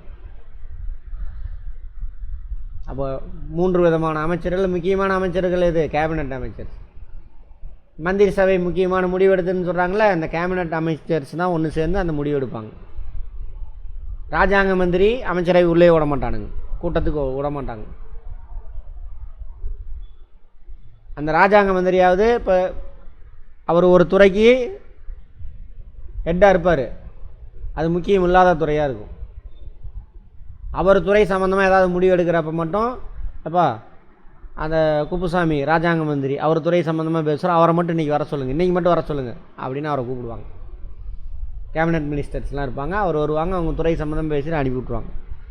மற்ற நாள்லாம் ராஜாங்க மந்திரி போனால் துரத்தி விட்ருவாங்க, வாட்ச்மேனை துரத்திடுவான். அமைச்சரவை கூட்டத்துக்கு ஒன்று யார் வர சொன்னது? வாட்ச்மேனை துரத்திடுவான். அப்புறம் சொன்னால இணை அமைச்சர், அவன் அந்த பக்கம் அந்த தெருவில் கூட எட்டி பார்க்க முடியாது, தெரு அங்கே நிற்கிற கூர்க்காவே துரத்திடுவான். அமைச்சரவை கூட்டத்துக்கு போகிறான், யார் நீ? இணை அமைச்சரா? கிளம்பு அப்படின்னு துரத்தி விட்டுருவான். புரிஞ்சுதா? அந்த மாதிரி. அப்போ 3 விதமான அமைச்சரவை இருக்குது, அமைச்சர்கள் இருக்காங்க. அதில் கேபினட் அமைச்சர்கள்லாம் ஒன்று சேர்ந்து உட்காந்து தான் ஒன்றிய அரசாங்கத்தில் எல்லா முடிவும் எடுப்பாங்க. அப்போ ஒன்றிய அரசாங்கத்தில் முக்கியமான பவர் யார்? Cabinet ministers. இந்திய அரசாங்கத்தின் பாதுகாப்பு, வெளியுறவு கொள்கை, உள்துறை ஆகியவற்றின் முக்கிய முடிவுகள் எடுக்கும் துறை கேபினட் மினிஸ்டர். பார்த்தீங்களா நேற்று அங்கே அட்டாக் நடந்துச்சா? நேற்று மந்திரி சபை கூட்டம் நடந்ததுன்னு வந்திருக்கும் பாருங்க பேப்பரில், நான் பார்க்கல, வந்திருக்கும். வந்துச்சா? யார் பார்த்தீங்க நியூஸு? இந்த முடிவு எடுத்தாங்க, வந்திருக்கும், அவங்க தான் எடுப்பாங்க. வெளியுறவு கொள்கை, வெளிநாட்டோட எந்த உறவு, எந்த நாட்டுக்குள்ளே எப்படி உறவு வச்சுக்கிறது, அது. அப்புறம் உள்நாட்டில் ஏதாவது கலவரம் ஏற்படுது, அதே உள்நாட்டு கலவரம் தான் அது. நம்ம நாட்டில் தானே வந்து அட்டாக் பண்ணான், வெளிநாட்டுக்கு அதுக்கு சம்மந்தமே இல்லை. நம்ம ஊரில் நடந்த அந்த துப்பாக்கி சண்டைக்கு பாகிஸ்தானுக்கு சண்டைக்கு போகிறாங்க, ஏன்னு தெரியல. பாகிஸ்தான் இராணுவத்துக்கிட்ட போகிறானுங்க. கேட்டால் அங்கேருந்து தான் வந்தான் தீவிரவாதின்றான். Okay, no problem. சரியா? சரி, அது வேறு கதை, பார்ப்போம். இந்திய நாடாளுமன்றம் எத்தனை அடுக்குகளை கொண்டுள்ளது? எத்தனை அடுக்கு? 3 அடுக்கு. முன்னாடி கேள்வி கேட்டேன்னு சொல்லிட்டீங்க. கீழவை, மேலவை, குடியரசுத் தலைவர். மாநிலங்களவையில் அதிகபட்ச உறுப்பினர்களின் எண்ணிக்கை எவ்வளவு? 250. பட் அட் ப்ரெசன்ட் 245 பேர் தான் இருக்காங்க. இது அங்கீகரிக்கப்பட்ட அதிகபட்ச உறுப்பினரின் எண்ணிக்கை. ஓகேவா? அதில் 238 பேர் வந்துட்டு 250 மாநிலங்கள்லேருந்து தேர்ந்தெடுக்கப்படுறாங்க. மாநில எம்எல்ஏ இருக்காங்களே, அங்கேருந்து 12 பேர் வந்துட்டு ரைட், ஓகே, நியமன உறுப்பினரா? மாநிலம் 238 பேர் மாநிலங்களுடைய எம்எல்ஏஸ் ஓட்டு போடுவாங்க. மாநிலம், யூனியன் பிரதேசம் இருக்காங்களே, அவங்க அந்த உறுப்பினர் ஓட்டு போடுவாங்க. 12 பேரை குடியரசுத் தலைவர் நியமனம் செய்கிறார். எந்தெந்த துறைன்னு பார்த்தாச்சு முன்னாடி. மாநிலங்களவையின் உறுப்பினர்களின் பதவிக்காலம் எவ்வளோ நாள்? 6 ஆண்டுகள். மேலவைக்கு மட்டும்தான் 6 ஆண்டு, வேறு எங்கேயுமே கிடையாது. பாராளுமன்றத்தில் கலைக்க முடியாதவை மாநிலங்களவை. மாநிலத்தில் மேலவே கரைக்கலாம், ஆனால் ஒன்றிய அரசாங்கத்தில் மேலவையே கரைக்க முடியாது. ஒன்றிய அரசாங்கத்தில் மேலவைக்கு இன்னொரு பேர் என்னது? மாநிலங்களவை. ஏன் என்னன்னு பார்த்துட்டோம். சரியா? ரைட். மக்களவையின் பதவிக்காலம். டவுட் இருக்கிறத கேட்கணும். எல்லாம் தலையாட்டிகிட்டு உட்காந்துருக்கீங்க ஸ்கூல் காலேஜ் மாதிரி. இப்போ பார்த்துட்டு புரியாத வந்து கேட்கணும், இது என்ன சார், அப்போ தான் புரிஞ்சுக்க ட்ரை பண்ணுறேன்னு அர்த்தம். உனக்கு டவுட்டே வரலன்னா நீ அதே வேலையை பண்ணுற. என்ன வேலையை பண்ணுற? அந்த வார்த்தைகளை மனப்பாடம் செய்து கொண்டிருக்கின்றாய், அவ்வளோதான். புரிஞ்சிக்க ட்ரை பண்ணாதான் கேள்வி வரும். இதுக்கு என்ன வித்தியாசம், இது ஏன் இப்படி இருக்குது, இது ஏன் இப்படி இருக்குது, கேள்வி நீ கேட்கணும் ஃபஸ்ட்டு. உனக்கே பதில் கிடச்சிருச்சு, அந்த பதில் கூட டவுட்டாக இருக்குது, அப்போ தான் வந்து என்னது டவுட்டு என்கிட்ட வந்து கேட்கணும். கிளாஸ் ஆரம்பிச்சு எத்தனை நாள் ஆகுது? 2 வாரம் 3 வாரம் ஆச்சா? ஒரு கேள்வி கூட வரலையே இது வரைக்கும். நீ படிக்கலைன்னு அர்த்தம். படிக்கலைன்னா அந்த படிப்பு இல்லை, நான் சொல்கிற மாதிரி படிப்பு. படிப்புனானது புரிஞ்சுக்கிறது. கேள்வி கேட்கணும். கேள்வி கேட்டால் தான் டவுட்டு வரும். உனக்குள்ளே கேள்வி கேட்டு புரிஞ்சுக்கணும். இதுதான் அர்த்தம், இதுதான் அர்த்தம், இதுக்கு என்னடா ஒற்றுமை, இதுக்கு என்னடா வேற்றுமை, எல்லாம் கேட்கணும். இது ஏன் இங்கே இருக்குது, இது ஏன் இப்படி வச்சுருக்கான், நீ எதற்கு எப்படி அப்படின்னு கேள்வி கேட்கணும். அதுதான் கல்வியோட முதல் ஸ்டெப்பே. புரிஞ்சுதா? அப்படி மனப்பாடம் பண்ணிகிட்டு இருக்கீங்கன்னு நினைக்கிறேன். சரி, முடிய போகுது, நாளையோட முடிஞ்சிடும் சிவிக்ஸ். அப்புறம் கேள்வி கேட்டினா தான் நான் இன்னும் நிறைய விஷயம் இருக்குது கட்டுறது. கையில் எனக்கே இவ்வளோண்டு தான் தெரியும். இந்த சுண்டு விரலுக்கு அளவுக்கு மண் எடுத்துனா அவ்வளோதான் தெரியும். ஒரு பிஞ்சின்னு சொல்லுவாங்களே, அவ்வளோதான் இருக்கு. அப்போ பார்த்துக்கோங்க நீங்களாம் எவ்வளோ கற்றுக்கணுன்னு. சரி, அடுத்தது கேள்வி கேளுங்க. தயவு செஞ்சு கேள்வி கேட்குறதா ஃபஸ்ட்டு ஸ்டெப்பு. நல்லா புரிஞ்சுக்கோங்க. மக்களவையின் பதவிக்காலம் எவ்வளவு? 5 ஆண்டு. மக்களவை உறுப்பினருடைய பதவிக்காலம்? மக்களவைன்மா கீழவை. மக்களவைனா ஃபஸ்ட்டு எந்த அவைன்னு கேட்கணும். கீழவை. கேள்வி கேட்கணும். கேள்வி நான் சொல்கிறல கேட்குறேன்ல, நீ அந்த எதை சொல்கிறாரு? மக்களவை. கீழவை கேட்கணும். அப்போ உன் மூளை பதில் சொல்லும். நீ உனக்குள்ளே கேள்வி கேட்டால் தான், கேள்வி கேட்டு அந்த வார்த்தையை உள்ளே புரிஞ்சு வச்சுக்கணும். அப்புறம் திரும்ப அடுத்தவன் கேள்வி கேட்டான்னா முதல்ல அந்த கேள்விக்கு என்ன அர்த்தம், கேள்வியை புரிஞ்சுக்கணும். கேள்வி எப்போ புரிஞ்சுக்குவ நீ? இதுக்கு என்னடா அர்த்தம்? மக்களவையா, கீழவையா, மேலவையா, மாநிலமா, ஒன்றிய அரசாங்கமா, இத்தனை கேள்வி வரும் இதில். உன் மூளை கேட்கும் புரிஞ்சுக்க ஆரம்பிச்சுன்னா. மக்களவைனா ஒன்றிய அரசாங்கத்தில் கீழே இருக்கக்கூடிய அவை, அதான் கீழவை. அது 5 ஆண்டுக்கு ஒரு தடவை எலெக்ஷன் நடக்கும், எல்லாருமே வீட்டுக்கு போவாங்க. அப்போ மக்களவையோட பதவி காலம் எவ்வளவு? 5 ஆண்டு. ஒரு உறுப்பினரோட பதவி காலம் எவ்வளவு? 5 ஆண்டு. அதே ராஜ்யசபா அப்படிங்கிற மாநிலங்களவை கேள்வி கேட்கணும். மேலவை அதுக்கு யார் ஓட்டு போடுவா, என்ன பண்ணுவா, எல்லாம் பார்க்கணும். கலைக்க முடியுமா? கலைக்க முடியாது. ஏன்னா 3ல் 1 பங்கு உறுப்பினர் தான் 2 ஆண்டுக்கு ஒரு தடவை போயிட்டு வருவான். அவனோட பதவி காலம் எவ்வளவு? 6 ஆண்டு. அப்போ மாநிலங்களவையை கலைக்க முடியாது. கலைக்க முடியாத அவை இந்தியாவே அழிஞ்சாதான் மாநிலங்களவை அது கலைஞ்சு போகும். இப்படி கேள்வி கேட்கணும். சும்மா உட்காந்து படிச்சுட்டே இருக்கக்கூடாது, அதுதான் கஷ்டம். வார்த்தையை மனப்பாடம் பண்ணுறத தவிர விட ஒரு கொடுமையான விஷயம் எதுவுமே கிடையாது மனுஷனுக்கு. அந்த கொடுமையான விஷயத்தை தான் பழக்கி வச்சுருக்கானுங்க உங்களுக்கு. அந்த கொடுமையிலேருந்து வெளியில் எடுத்துகிட்டு வரதான் நான் போராடிக்கிட்டு இருக்கிறேன். உங்கள் பேர் என்ன? ராகுல். சிரிக்கிறார் ராகுல். வெளியில் வாங்க. நீங்கள் பண்ணுறதெல்லாம் படிப்பே கிடையாது, நொடிப்பு. உன் நேரம், உன் மூளை, உன் அறிவு, உன் திறமை எல்லாத்தையும் நொடிக்க வைக்கிற செயல் அது. பார்த்துக்கோ. அதான் சொன்னேன்ல 4 வருஷம் வேஸ்ட் பண்ணிட்டீங்க அப்படின்னு. உன் லைஃப்பை வேஸ்ட் பண்ணிட்ட. நீ வேஸ்ட்டு கிடையாது, உன் லைஃப்பில் முக்கியமான பார்ட் அது. அந்த 4 வருஷத்தில் எதையுமே கற்றுக்காமல் உட்காந்துருக்கும். உன் தப்பு கிடையாது அது. யார்? இந்த டுபாகூர் சமூகம் உருவாக்கி வச்சுருக்கானுங்கள அவனுங்க. கேள்வி கேளுங்க. ரைட், அவ்வளோதான். மக்களவை உறுப்பினர் பதவி காலம் 5 ஆண்டு. மாநிலங்களவையின் பதவி காலம்? மாநிலங்களவைக்கு பதவி காலம் எவ்வளவு?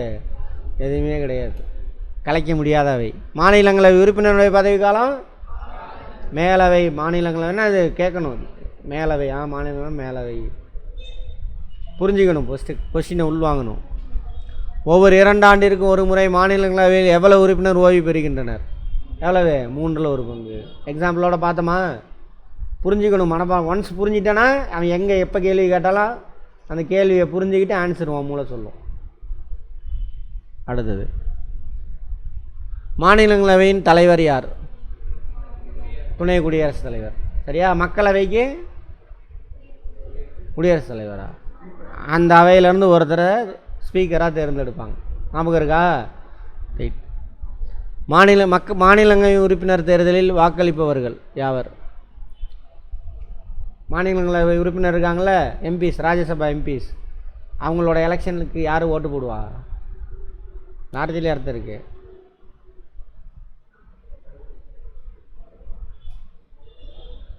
மாநிலத்தில் இருக்கக்கூடிய எம்எல்ஏஸ் ஓட்டு போட்டு அனுப்புவாங்க. ஞாபகம் இருக்கா? அதுதான் மாநிலங்களவை. இது எல்லா மாநிலத்தில் இருக்கக்கூடிய எம்எல்ஏஸ் அவங்க தான் ஓட்டு போடுவாங்க அவரோட எலெக்ஷனில். அதனால தான் அதுக்கு மாநிலங்களவை. பார்த்தோமா? புரிஞ்சிக்க மாட்டேங்க. வார்த்தையிலே அர்த்தம் இருக்குது. மாநிலங்களவை, மாநிலங்களில் இருக்கக்கூடிய எம்எல்ஏஸ் ஓட்டு போட்டு இவங்களை அந்த மாநில அரசாங்கத்தோட பிரதிநிதியை தான் அங்கே அனுப்பி வைக்கிறாங்க. அதனால தான் அதுக்கு பேர் மாநிலங்களவை. Council of state, council of states அதுதான் சரியான அர்த்தம். மாநில மற்றும் ஒன்றிய பிரதேசத்தினுடைய சட்டமன்றத்தின் தேர்ந்தெடுக்கப்பட்ட உறுப்பினர்கள். அதான் நியமன உறுப்பினரே இல்லையா, அங்கே பிரச்சனையே கிடையாது. அங்கே ஒரு கட்சி இதே கட்டு. மாநிலங்களவை உறுப்பினர்களுக்கான தேர்தல் முறை அதே தான். குடியரசுத் தலைவர், துணை குடியரசுத் தலைவருக்கு என்ன எலெக்ஷன் அதே தான். விகிதாச்சார ஒற்றை வாக்கு மாற்று முறை, single proportional representation by means of single transferable vote. நிதி மசோதா நிறைவேற்றுவது அதிகாரம் பெற்றது. கீழவையா மேலவையா இல்லை ரெண்டுமா? கீழவைக்கு மட்டும்தான். இப்போ தான் பார்த்தேன். நிதி மசோதா, பண மசோதா, சரியா? இதெல்லாமே மக்களவையின் அங்கீகரிக்கப்பட்ட உறுப்பினர். கீழவை இருக்கு இல்லையா, அங்கே 552 பேர் அங்கீகரிக்கப்பட்டது. பட் அட் ப்ரெசன்ட் 543 பேர் தான். 2 நியமன உறுப்பினர் தான் காலி. ஓகேவா? At present. மக்களவைக்கு தேர்ந்தெடுக்கப்படும் உறுப்பினர் எண்ணிக்கை எவ்வளவு? மாநிலங்கள்லேருந்து 530, யூனியன் பிரதேசங்கள்லேருந்து 13 பேர். அப்போ எவ்வளவு? 543 வந்துருச்சா? நடந்தது. மக்களவை உறுப்பினராவதற்கான தகுதிகள். இந்திய குடிமகனாக இருக்கணும். கீழவை தானே. கீழவை உறுப்பினருக்கு எத்தனை ஆண்டு வயசு இருக்கணும்னு பார்த்தேன், நேற்று தான் பார்த்தேன், 25. மாநிலத்துக்கு அதே தான், ஒன்றிய அரசாங்கத்துக்கு அதே தான்.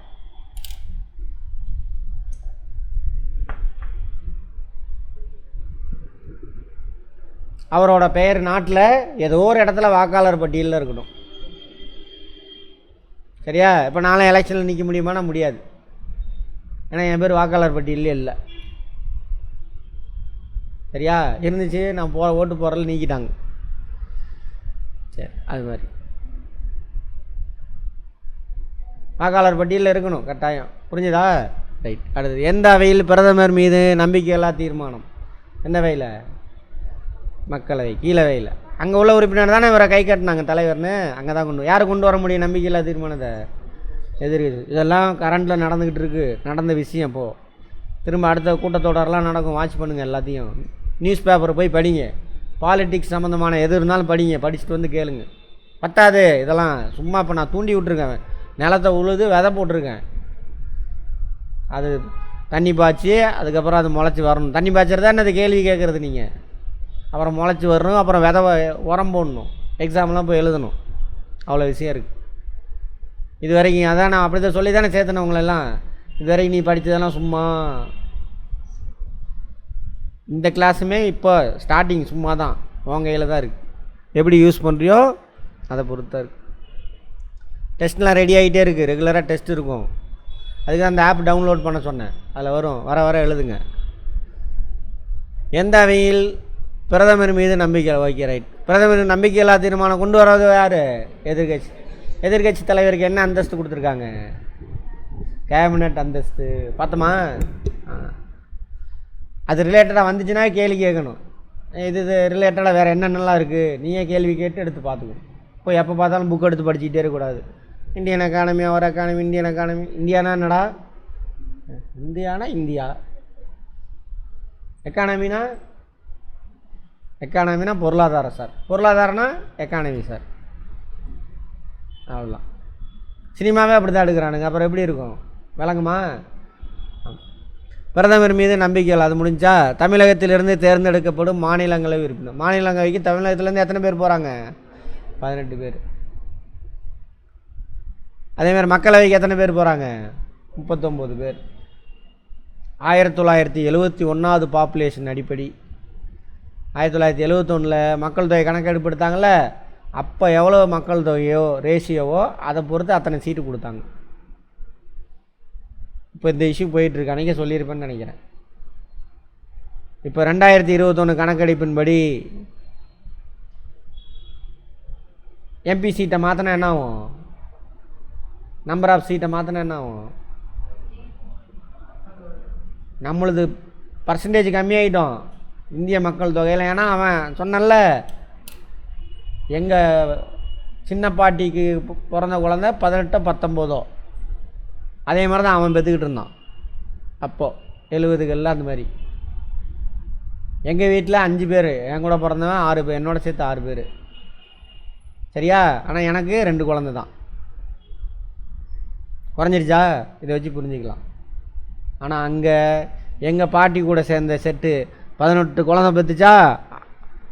அது எங்கள் அப்பா அம்மா கூட சேர்ந்த செட்டு அவன் 18 குழந்தை தான் பெற்றுக்கிட்டான் இன்னமும். இப்போ எங்கள் செட்டு சரியா, எனக்கு 2 குழந்தையா, அவன் 18 குழந்தை தான் பெற்றுக்கிறான். எங்கே? வட இந்தியாவில் ஊப்பி மாப்பி காப்பிலாம் இருக்குல்ல, அங்கெல்லாம். அப்போ பாப்புலேஷனோட பர்சன்டேஜ் என்ன ஆயிடுச்சு? தமிழ்நாட்டோட பர்சன்டேஜ். அப்போ சீட் என்ன ஆயிரும்? பர்சன்டேஜ் குறைஞ்சி போயிடும். அதை தான் இங்கே தமிழ்நாட்டில் இங்கே உள்ள சிஎம் கூவிட்டு கிடக்கிறாரு. டீலிமிட்டேஷன் அதுக்கு பேர். எனக்கு குறைஞ்சி போயிடும். நியாயமாக இல்லையா அது? அப்படின்னா என்னன்னே தெரில. நியாயமாக தப்பான்னு சொல்ல முடியுமா நம்மளால்? நீங்கள் சொல்லுவீங்க. இப்போது வெளியில் உள்ளவனுக்கு எத்தனை பேர்த்துக்கு தெரியும்? அப்படின்னா என்னென்னு போய் கேளுங்க. கேட்டானா இந்த கட்சியுமா அந்த கட்சியுமா? என்ன மண்ணாங்கட்டி கட்சி? உனக்கு அரசியலே எதுவும் தெரில, நீ என்ன கட்சியில் போயிருக்கிற? அப்போ நீ எடுக்கிற டெசிஷன் கரெக்டாக இருக்குமா? அப்படியே பழக்கப்படுத்தி வச்சுருக்கானுங்க. அப்படி ஒன்று நடந்துகிட்டு இருக்கிறதா தெரியுமா உங்களுக்குலாம்? தெரியாது. இப்போ நடந்தது அதுக்கு வேற அவனுங்க குரூப்பு. அப்படி ஒன்று நடக்கவே போகிறதில்ல. ஒரு சும்மா கத்திக்கிட்டு இருக்கிறாரு, திசை திருப்புறாரு அப்படின்னு. சரியா? பாருங்கள், இதெல்லாம் தான் நடக்க போகுது. அதுக்கு தான் முன்கூட்டியே அவர் குரல் எழுப்பி நிறையா மாநில இதனால் பாதிக்கப்படக்கூடிய மாநிலம்லாம் தலைவர்லாம் கூப்பிட்டு வந்து மீட்டிங்கே நடத்தினாங்க இங்கே. இதுக்கு தான். இதெல்லாம் புரிஞ்சால் தானே அதை பற்றி பேசலாம். மாறுங்க, புரிஞ்சுக்கங்க. முதல்ல அறிவை வளர்த்துக்கங்க, உண்மையான அறிவை. அதுக்கப்புறம் அதை வச்சு முடிவு பண்ணுங்க. யார் சொல்லதையும் கேட்காதீங்க. நான் சொல்கிறது நான் சொல்கிறேன், யார் சொல்லதையும் கேட்காதீங்க. அந்த அறிவை வச்சு முடிவு எடுங்க. ரைட். மக்களவை தலைமையேற்று நடத்துகிறவர் யார்? சபாநாயகர். அவங்களிருந்து ஒருத்தரை தேர்ந்தெடுத்துக்குவாங்க. நாடாளுமன்ற கூட்டத்தை தலைமை ஏற்று கூட்டம்னா ராஜ்யசபா லோக்சபா இருக்குல்ல, 2 ஹவுஸோட மெம்பரும் ஒரு சில டைமில் ஒன்றா சேர்ந்து உட்காருவாங்க. அதுக்கு பேராக கூட்டம். எப்போனா இப்போ குடியரசுத் தலைவர் நாடாளுமன்றத்தில் உரை நிகழ்த்துவார்னு சொன்னாங்கல்ல, அதாவது வருஷத்தோட முதல் கூட்டத்தொடர், அப்புறம் பொது தேர்தல் நடந்து முதல் கூட்டத்தொடர், அப்போ 2 அவையில் எந்த அவையில் பேசினார்னு சொன்னாங்களா? நாடாளுமன்றம் தானே சொன்னாங்க. அப்போ 2 அவையும் ஒன்றா உட்காந்துருப்பாங்க. அதேமாதிரி வெளிநாட்டிலேருந்து யாரோ வரான் பிரதமர், இப்போ யுஎஸ்ஏ பிரதமர் வந்து நம்ம நாடாளுமன்றத்தில் பேசுகிறான்னு வச்சுக்கோங்க. ராஜ்யசபாவில் ஒரு பேச்சு, இங்கே ஒரு ஸ்பீச்செலாம் கொடுக்க முடியாது. அப்போ 2 பேர்த்தையும் ஒன்றா கூப்பிட்டு உட்கார வைப்பான். அப்புறம் ஏதோ ஒரு ஹவுஸில் ஒரு சாதாரண சட்டம் ஒன்று, மசோதா ஒன்று ஒரு ஹவுஸில் பாஸ் ஆகிடுச்சு, பெரும்பான்மையான உறுப்பினர் ஒத்துக்கிட்டான். இன்னொரு ஹவுஸில் இப்போ பாஸ் ஆகலை, ஃபெயில் ஆகலை, சும்மா கிடக்குது, அல்லது ஃபெயில் பண்ணிட்டான்னு வச்சுக்கோங்க. ஆனால் அந்த சட்டம் ரொம்ப முக்கியம். அப்போ 2 ஹவுஸையும் ஒன்றா கூப்பிட்டு உட்கார வச்சு போடுவாங்க, பாஸ் ஆகிடும். பிரைம் மினிஸ்டருக்கு அது பிடிச்ச சட்டமாக இருந்துச்சுன்னா பாஸ் ஆகிடும். இந்த மாதிரி சூழலில் என்ன பண்ணலாம்? 2 அவையும் ஒன்றா சேர்ந்து உட்காருவாங்க. அதுக்கு பேர் தானே அது கூட்டம், ஜாயின்ட் சிட்டிங். பாருங்கள், தமிழில் புரிஞ்சுட்டு பாருங்களே, இங்கிலீஷில் ஒன்றுமே கிடையாது, டுபாகூர். Joint sitting. ஜாயின் என்ன அர்த்தம்? சேர்ந்து. சிட்டிங்னா என்ன அர்த்தம்? உட்கார்றது. 2 அவை உறுப்பினர் சேர்ந்து உட்காரோம், அப்படி தான். இதை கூட்டுறவர் யாருனாக்கா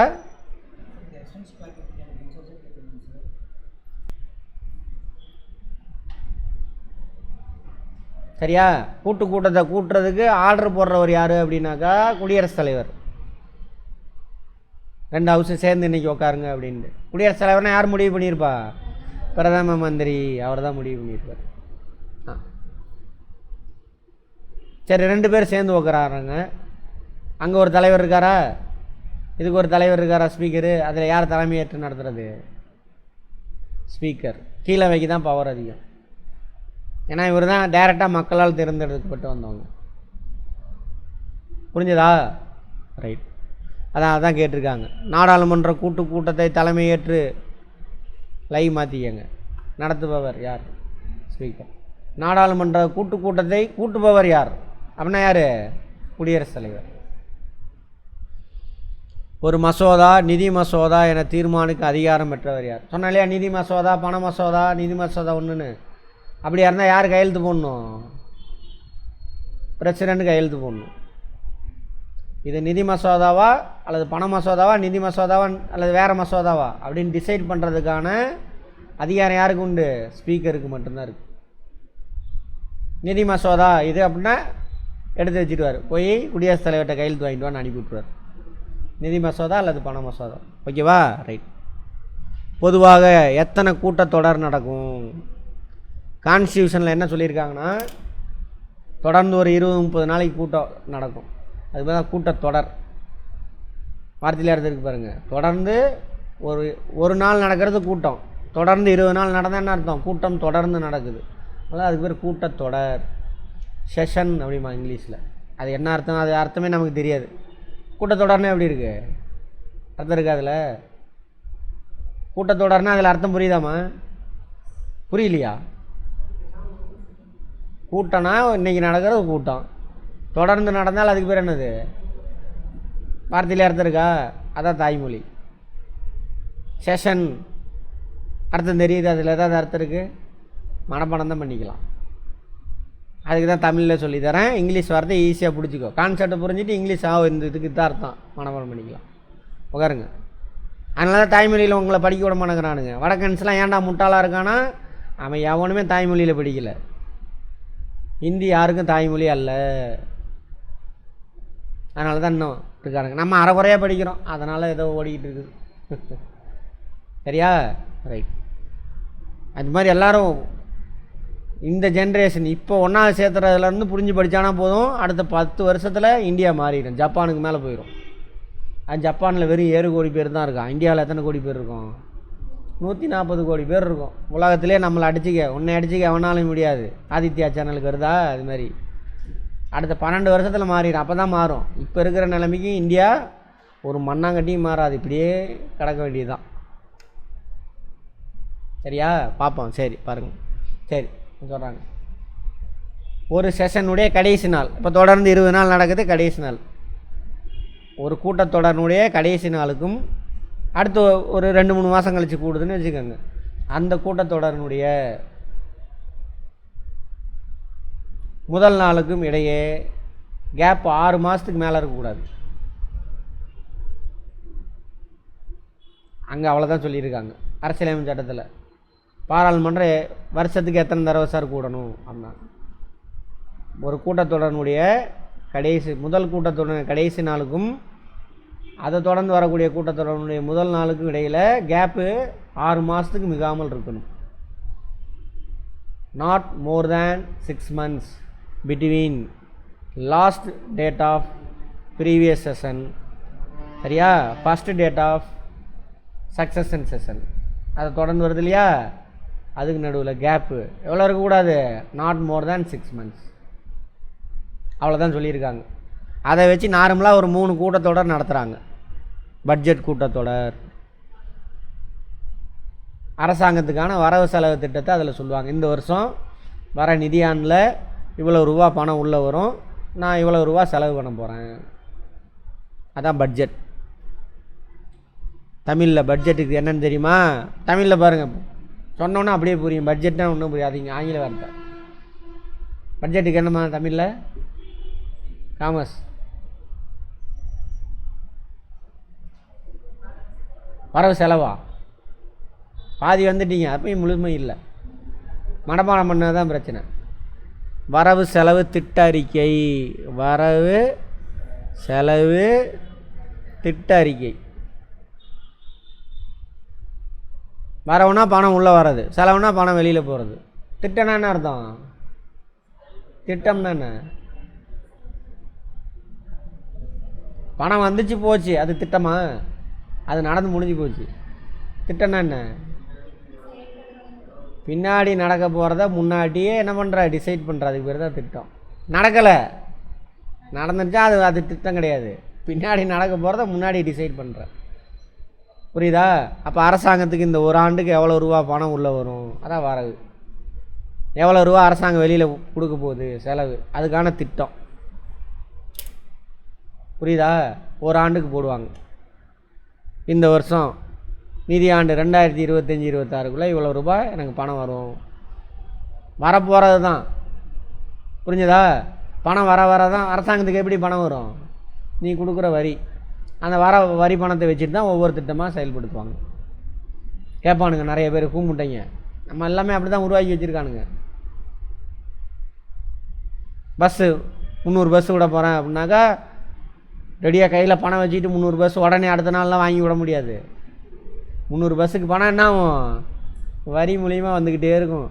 அடுத்த ஆண்டு எண்டு வரைக்கும், March 31 வரைக்கும் வரக்கூடிய பணத்தெல்லாம் வாங்கி எல்லாத்துக்கும் சம்பளம் கொடுக்கணும், பஸ்ஸு கொடுக்கணும். திடீர்னு என்ன ஆயிடுச்சு, வெள்ளம் வந்துருச்சு, அதுக்கு செலவு பண்ணணும்.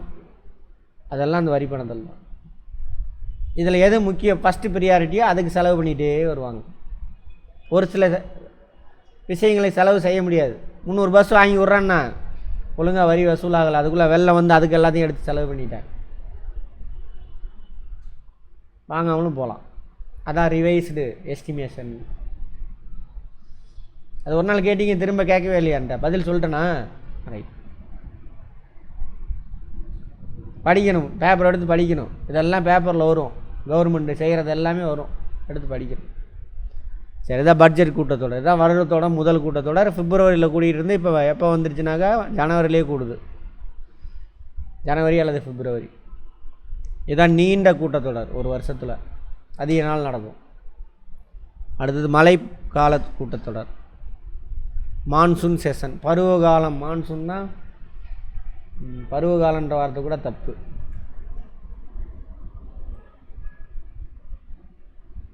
பருவக்காற்றா? சரி, ரைட். பருவகால கூட்டத்தொடர், ஓகே. மான்சூன்னா பருவம் தான்.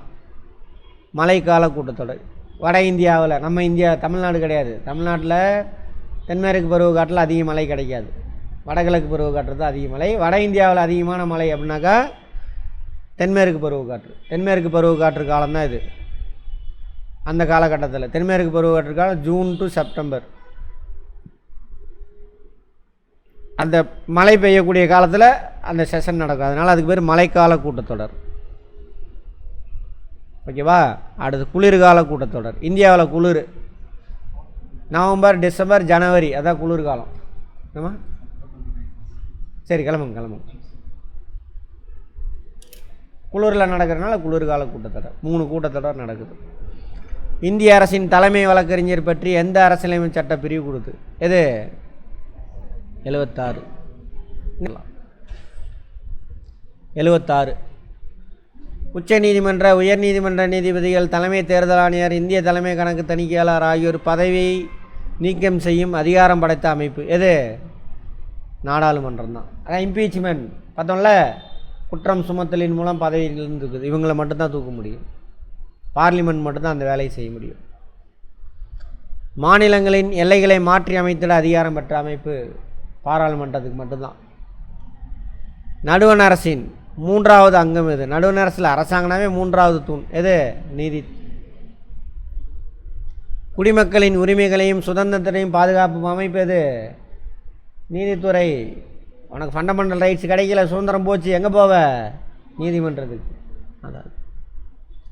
தற்பொழுது உச்ச நீதிமன்ற நீதிபதிகள் எண்ணிக்கை எவ்வளவு? 1+33. ஓகேவா? இப்போ குடியரசுத் தலைவர் உச்ச நீதிமன்ற மற்றும் உயர் நீதிமன்ற நீதிபதியை யாருடைய ஆலோசனையின் மூலம் நியமிக்கிறார்? யாரோட ஆலோசனை? உச்ச நீதிமன்ற தலைமை நீதிபதி அடங்கிய மூத்த நீதிபதிகள் அடங்கிய குழு, கொலீஜியம். அவங்க தான் லிஸ்ட் அனுப்புவாங்க குடியரசுத் தலைவர். குடியரசுத் தலைவர்னால் யாரும் போய் டிசைட் பண்ணுவா? அமைச்சரவை தான் முடிவு பண்ணுவாங்க. உச்ச நீதிமன்ற நீதிபதியின் அதிகபட்ச வயது என்ன? 65 வயது. குறைஞ்சபட்ச வயதெல்லாம் இல்லை, பார்த்துருப்போம். இந்திய அரசு இருக்கும் ஒரு மாநிலம் அல்லது அதற்கு மேற்பட்ட மாநிலங்களுக்கு இடையிலான சிக்கல்கள் குறித்து நீதி வழங்கும் அதிகாரம் படைத்த நீதிமன்றம். புரியுதா? 2 மாநிலத்துக்குள்ளேயே பிரச்சனை அல்லது மாநிலத்துக்கு ஒன்றிய அரசாங்கத்துக்கு நடுவில் பிரச்சனை, அந்த மாதிரி கேஸெல்லாம் ஹைகோர்ட்டுக்கு போக முடியாது, டிஸ்ட்ரிக்ட் கோர்ட்டுக்கு போக முடியாது, ஒன்லி சுப்ரீம் கோர்ட்டுக்கு தான் போக முடியும். ஓகேவா? ரைட். 2 அல்லது அதற்கு மேற்பட்ட மாநிலங்களுக்கு இடையான சிக்கல், அதுவும் யார் தான்? உச்ச நீதிமன்றம். ஏன்னா நம்ம சென்னை ஹைகோர்ட்டுக்கு போகிறீங்கன்னு வச்சுக்கோங்க, கேரளாவுக்கு நமக்கு பிரச்சனை, சென்னை ஹைகோர்ட்டுக்கு போனால் சென்னை ஹைகோர்ட்டு யாருக்கு சாதகமாக கொடுக்கும் தீர்ப்பு? அதனால் அந்த மாதிரி கேஸ்லாம் அங்கே கொண்டு போயிடுவாங்க. புரிஞ்சதா? ரைட். அவ்வளோதானா? இதோட இருக்கட்டும். நாளைக்கு கம்ப்ளீட்டாக எல்லாத்தையும் பார்த்துட்டு வந்துடுங்க.